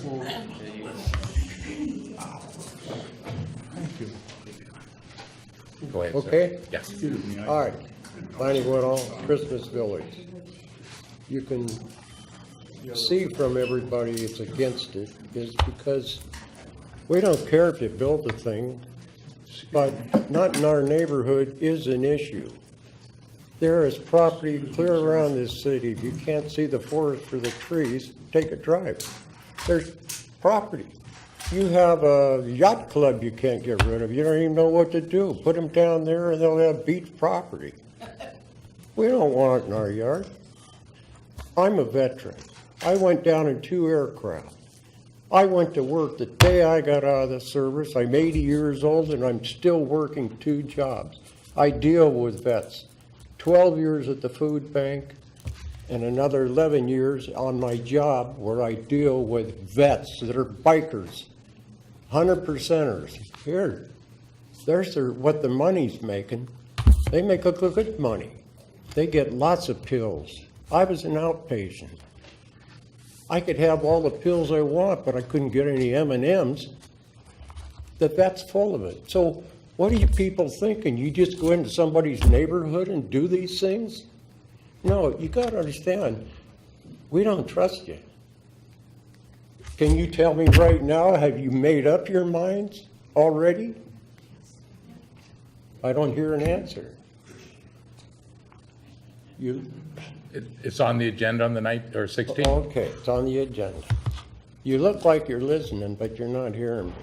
None of us. Have you got another opinion on the real estate laws? No. No. All right, it doesn't have to be on that street, the entrance. It could go around away from us, away from the schools. We just want a chance to live our lives out. I have 2 older brothers that are double Purple Heart, shot behind enemy lines. They went to work as soon as they got out of the service. I'm tired of sitting here and listening to vets. They need help. Why help somebody that doesn't want to get help? I talk to them every day. I offer them jobs. We have that at the food bank. We don't want to work. No, we don't want it. Then how are you going to get a Harley? There you go. Because they don't have to work. They have money here. Thank you. Sir. That's all I have. Action item, okay, thank you. Council, do we want to discuss the lease and some issues with that? Sure. Mr. Mayor, if you allow me to summarize real quick. There were, from the public testimony, I didn't hear any questions that really we as staff can address, but if there's something that I missed, I'd be happy to try to answer that now. The 2 items that I think the council was going to discuss tonight and give us direction for our second reading is the county priorities. If we are to have priorities from which counties the facility would pull from, following Mason County, of course. And the second one is the recovery housing model. There was some public testimony about that. Can I go back to what you said before, Jeff? Sure. There was, I think the current information about the proposal is out there, but there was some misconception about some of the things that we've decided sometime months ago. And we just need to make sure that everything out there is current. That's my only request. I think it is, but without checking everything that's on every web page, I'm not sure about that. Sure. So. And we can make sure of that. Make sure the information that's coming from the city website and city staff is all current as possible. Okay. Thank you. Sorry, I just want to go back to that. So. Sure. Okay, so let's tackle the county issue.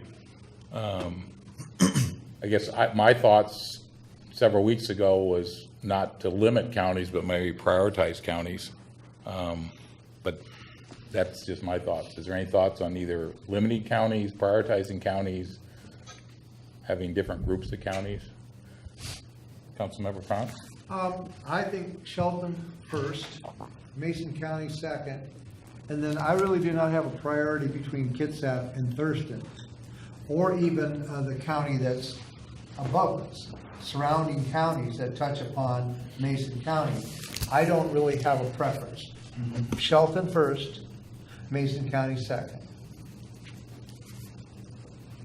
Other comments, discussion? Councilmember I McDowell? agree with that. That's my, that's great. Okay. Yeah. Councilmember Isbell? Any objections? Just a comment, if, Go ahead. pardon my maybe exasperated tone with this, but the frustrating part about this project has been we're continuing to add more language and more definition and more walls and more barriers to this process. We're wanting to list out counties now and prioritize. We've prioritized veterans over all other population in the city of Shelton. We're continuing to pit groups of people who are homeless against other groups of people who are homeless. Like, morally, this doesn't sit well with me. I'm a veteran, my wife's a veteran, okay? Like, I appreciate service, the service orientation and what people have done and what they have sacrificed. But there is a demographic right out of this door that doesn't fit the bill of all the barriers we continue to build here. I want to know what we're doing. I'm struggling to see where this project is going at this point, and I for one, let's yeah, my apologies for being a little exasperated with this, but again, it's yeah, it's a little frustrating at this point to be continuing to add lines to an agreement, and looking at the people who sat out here tonight and continuing to tell us about clean and sober and nonviolent and all these rules and regulations, when we full well know, all 7 of us full well know, that that is the minority population of our problem. We've heard that time and time again. Are we making the best decision with the language that's written in this lease agreement? Are we making the best decision with this project?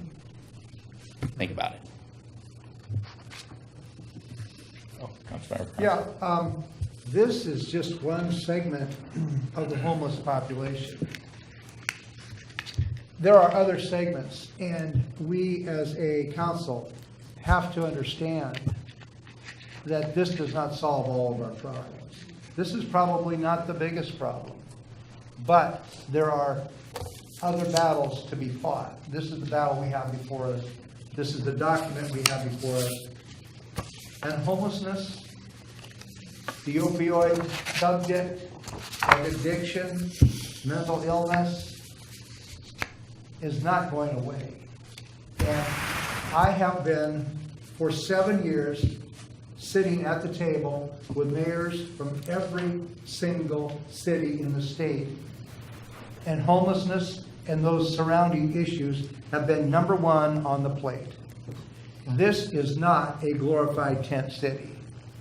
This is a solution to a problem, and from sitting for 7 years on those committees and groups discussing the issue, from my experience, this is the best solution for this problem, but this is not the only problem. There will be other problems and other ways to deal with them.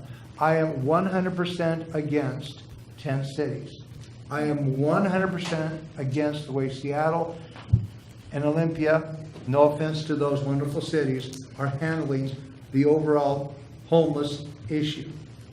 But for Shelton and Mason County, from what I've seen on statewide boards, this is the best option for this segment of that population And so tomorrow will be another battle, and we will have to address those other issues.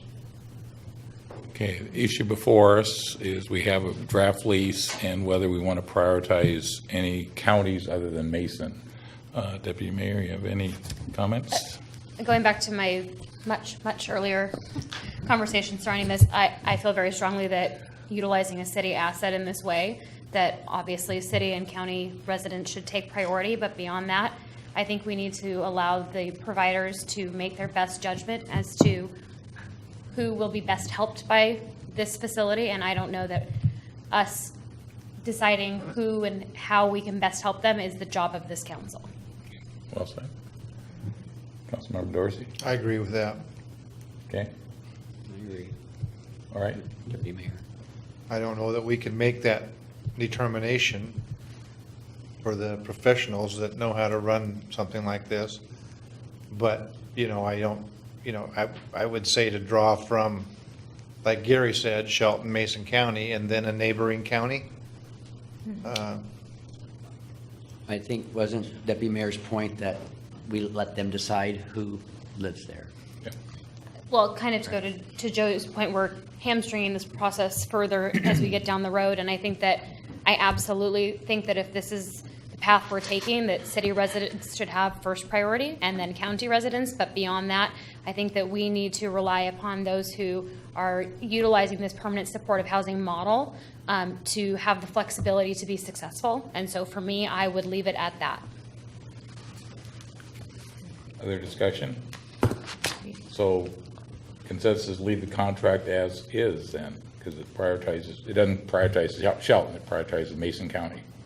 So just to summarize what I heard to make sure we get it right for your next meeting, priority would be Shelton City residents, then Mason County residents, and then Washington residents. Vets. Or vets, I'm sorry. Then sounds like residents, correct? You say No, residents. I'm sorry, it wasn't residents, I misspoke. Excuse me, Shelton City veterans, Mason County veterans, and then Washington veterans. Councilmember McDowell? And I'm still uneasy with having number 1 on page 2, the part that talks about and other homeless individuals. We need to. Yeah, we discussed that. We can remove it. It's not a big deal. Fix that. Yeah. All right, unless I hear objections to that, we'll, as Jeff. Just so that I can be clear, because I want to leave here clear. Are you now saying that it's not counties attached to Mason County that will be allowed, it's going to be the entire state of Washington? The language as Jeff described would be Shelton veterans first, Right. Mason County veterans second, Right. and the remainder of Washington State as So being third. anybody from all of Washington state would be listed third. Veterans. I have a question. Yeah, let's not. Public hearing is closed. Yeah, public If I may, point of order, this is outside of the scope of the conversation at this point. We would be happy to discuss any of these additional points following the meeting, but at this point, council needs to stick to the business at hand, and we'd be very happy to hear additional comments later. So is that the consensus of the council?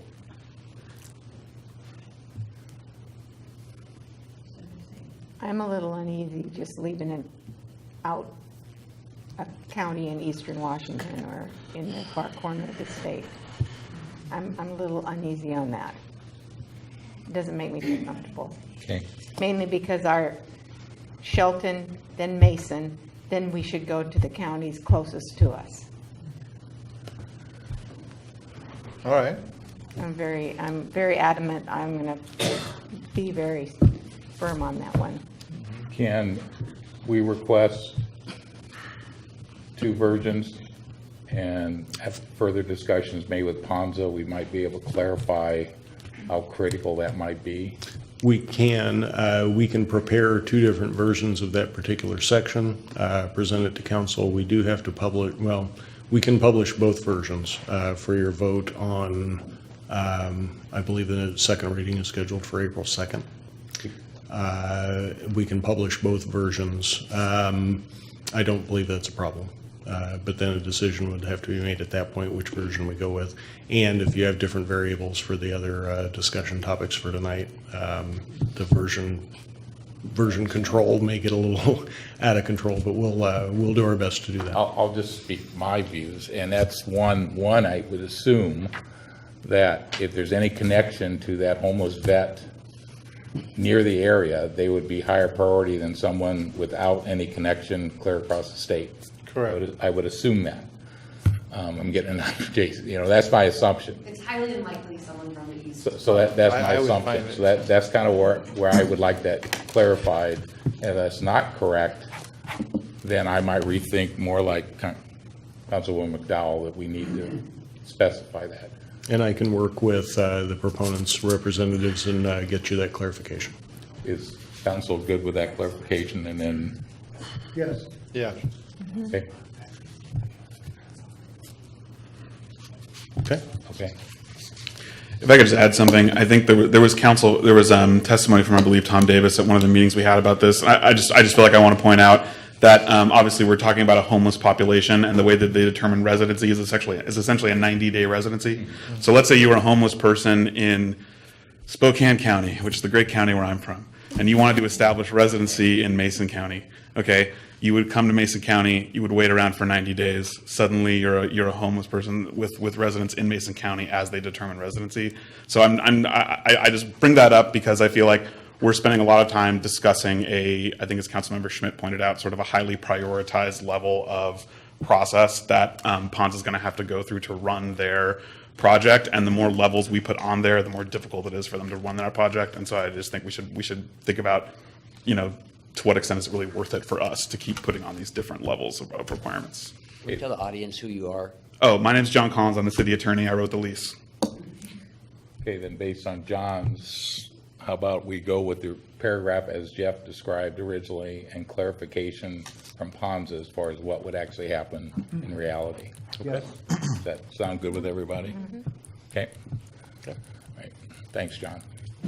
Okay, the next topic was, Next topic the council wanted to discuss was a requirement for the recovery housing model. So it is not just a drug and alcohol test prior to residency, but is an ongoing requirement for continued residency. And whether that's something that the council would like to see included in the lease. and I'll just speak to that since I brought it up. That's not a concern. It's not in the lease, but everything in Ponza's documentation and other things, that's their model. And I just want to formalize that in the lease. Let me ask a question that might clarify what you're getting at. So we have this set of eligibility requirements in the lease, which, as you know, touches on these issues like substance abuse and criminal record.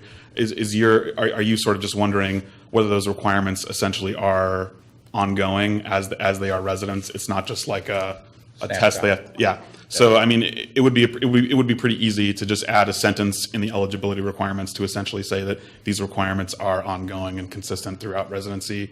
And then if you essentially violate any of those, I mean, that's also pretty consistent with from what I understand, Coyote Village does in Olympia. So that would be a really easy addition, as long as I'm understanding correctly that that's sort of what you're getting. That's my concern, John. Well, and I think that captures the conversation we'd previously had. And my concern is through all of this, Ponza has a very successful model in Olympia, but they could change their model tomorrow. They could change their board tomorrow. So I think capturing the intent of the agreement moving forward is critical. That said, I don't think that we need to continue to put hoops around this. So I think that seems the simplest solution, and I'd like to move forward in that fashion. I also think, just to remind the council, there's a separate provision that kind of touches on this issue, which is that in the lease, Ponza is required to submit their operating manual to the council, I believe, once a year.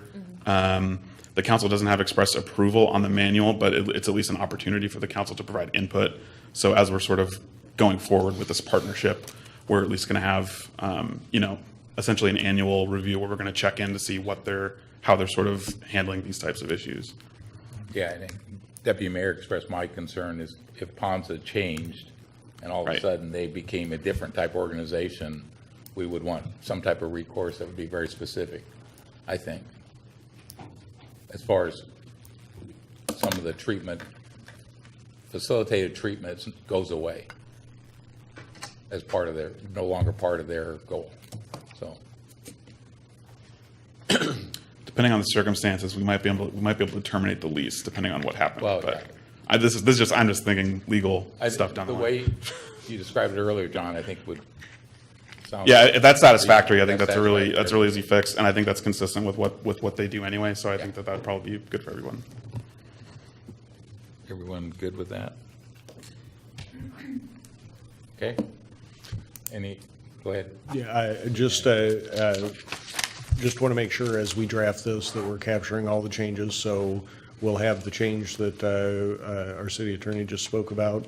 We'll have the change, the two different versions of the, or no, I'm sorry, just the one version with the clarification from Ponza.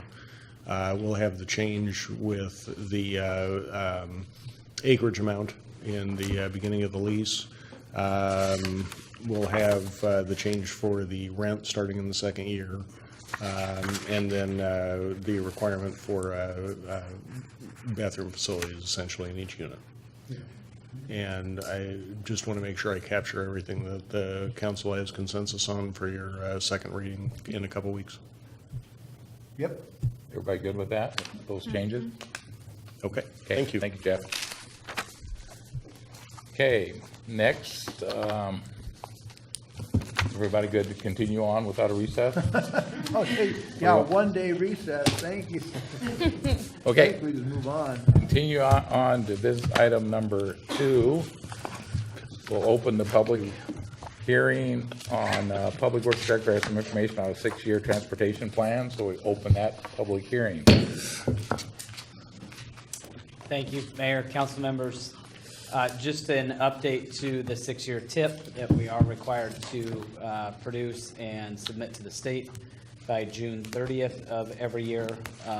We have given you a copy of that 6-year TIP, and just a few highlights to point out from the past years is just prioritizing the projects to reflect what we had agreed upon through Access Shelton. So we have gone back through this entire list and prioritized those 15 projects that are major projects, and then some maintenance type activities and plans that we have scheduled to be done over that time period. The overall change to the city contribution from the last 6-year TIP was a change just slightly higher of about 1.7 million, which is an overall change of about 7% of overall city contribution to the projects over that 6-year period. And I would be happy to answer any questions that you may have. Questions, comments for Craig? Hearing none.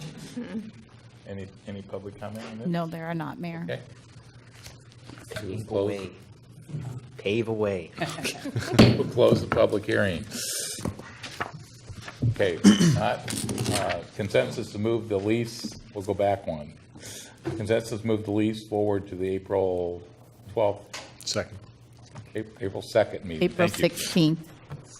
Mr. Chair is just making up dates now for a future council meeting. It's past my bedtime. It's past your bedtime. Okay, consensus on that? Yes. And consensus to move this to the action agenda on April 16th? Okay, thank you. All right. Mayor, point of clarification, the action agenda for April 2nd or the 16th? The lease for April 2nd, the 6-year plan for April 16th. That's what it's That's correct. requested. Thank you. Okay, thank you, Joe. Okay, moving on to the action agenda. Any public comment tonight on the action agenda? No. Okay, thank you, Donna. So first up, we're back to Riggs with Community Developer Mark Ziegler, information about purchasing some new vehicles. Thank you, Mayor and council members.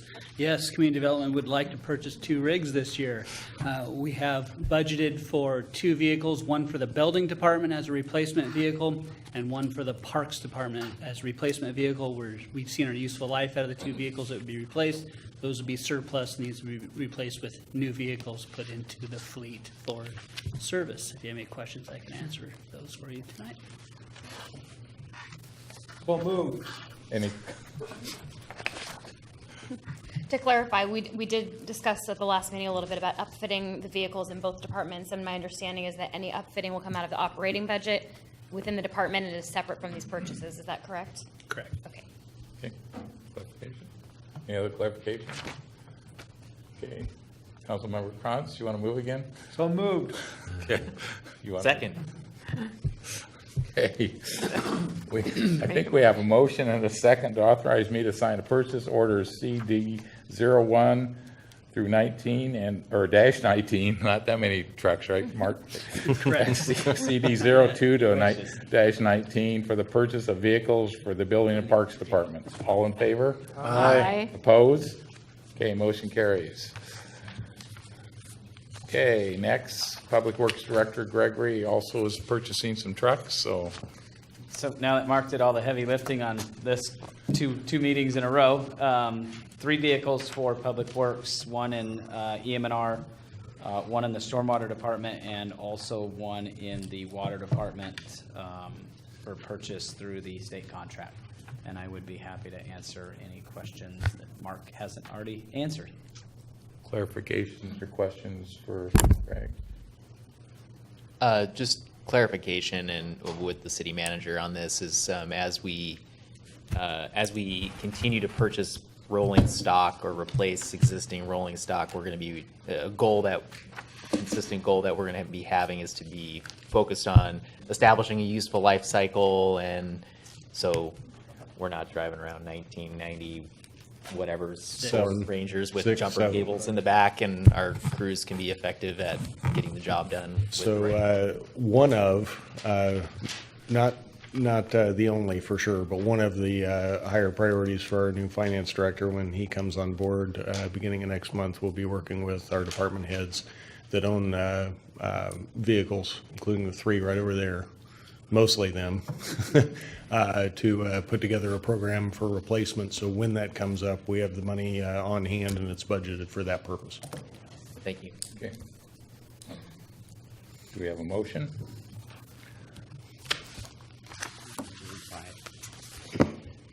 I move to authorize the mayor to sign purchase orders P00005, P00006, and P00007 to complete the purchase of vehicles for the Water Department, Storm Department, and EM&R. Second. Okay, we have a motion, a second. Any discussion? Okay. Motion, a second to authorize me to sign purchase orders P00005, P00006, and P00007 to complete the purchase of vehicles for the Water Department, Storm Department, and EM&R. All in favor? Aye. Opposed? Motion carries. Last item on the agenda is HR manager. I was looking to see if you're HR manager Michelle Sutherland, who has information about the Police Guild. The Shelton Police Guild's collective bargaining agreement for January 1st, 2018 through December 31st, 2020 contained a reopener for consideration of health and welfare costs for 2019. This memorandum of understanding between the city and the Shelton Police Guild regarding the increase to the city contributions to employees' HRA accounts states that effective January 1st, 2020, the city agrees to provide an additional $100 per month into the employees' HRA accounts. An additional $100 per month per employee contribution to HRAs for those employees covered by the Shelton Police Guild collective bargaining agreement beginning in January 2020. The Shelton Police Guild currently has 17 members. Do you have any questions? Questions, clarifications for Michelle? I move to approve the memorandum of understanding by and between the City of Shelton and the Shelton Police Guild to provide an additional $100 per month per employee contribution to the employees' health reimbursement accounts beginning January 1, 2020, and to authorize the city manager to sign the memorandum of understanding. Second. Okay, we have a motion on the floor. Is there any further discussion? Okay, we have a motion, a second to approve the memorandum of understanding by and between the City of Shelton and the Shelton Police Guild to provide an additional $100 per month per employee contribution to the employees' health reimbursement accounts beginning January 1, 2020, and to authorize the city manager to sign the memorandum of understanding. All in favor? Aye. Opposed? Motion carries. Final, any, one general No, comment? I had that one general comment, but I think he decided to Okay. do it another time. So no second general public comment. So we're on the administrative report from City Manager Jeff Knighton. Thank you, Mr. Mayor. First of all, I just want to say, a little disappointed that purchase order for the Public Works truck wasn't 007 instead of P0007 or whatever it was. But other than that, don't really have too much to update the council on or the community on, other than, well, actually, that's about it. Progress on Northcliffe and Olympic Highway North are going very well, and we expect Olympic Highway North and Alder to be open April 12th, I believe, and closing Northcliffe on April 15th. So it'll be a busy April, and it'll be a busy construction season for our Public Works Department. But I have full faith that they'll be able to handle it, and we'll get all those nice new facilities open for the public and ready to handle the transportation challenges we have coming up in the future. That's all I have. And Jeff, as you mentioned a bit earlier, we have a new finance director coming on board. We do. We have finance director starting April 8th, highly regarded in the state of Washington, has a ton of municipal finance experience in various cities around the Puget Sound region, and has been a director, served in the same capacity in another city, and we're very happy that he's going to be coming to join us here in Shelton. I think he'll be able to help us out a tremendous amount. Questions for the city manager? No. Hearing none. Items for discussion, further items for discussion tonight? Okay, hearing none. We will adjourn. Our next meeting is April 2nd, Tuesday at 6 p.m.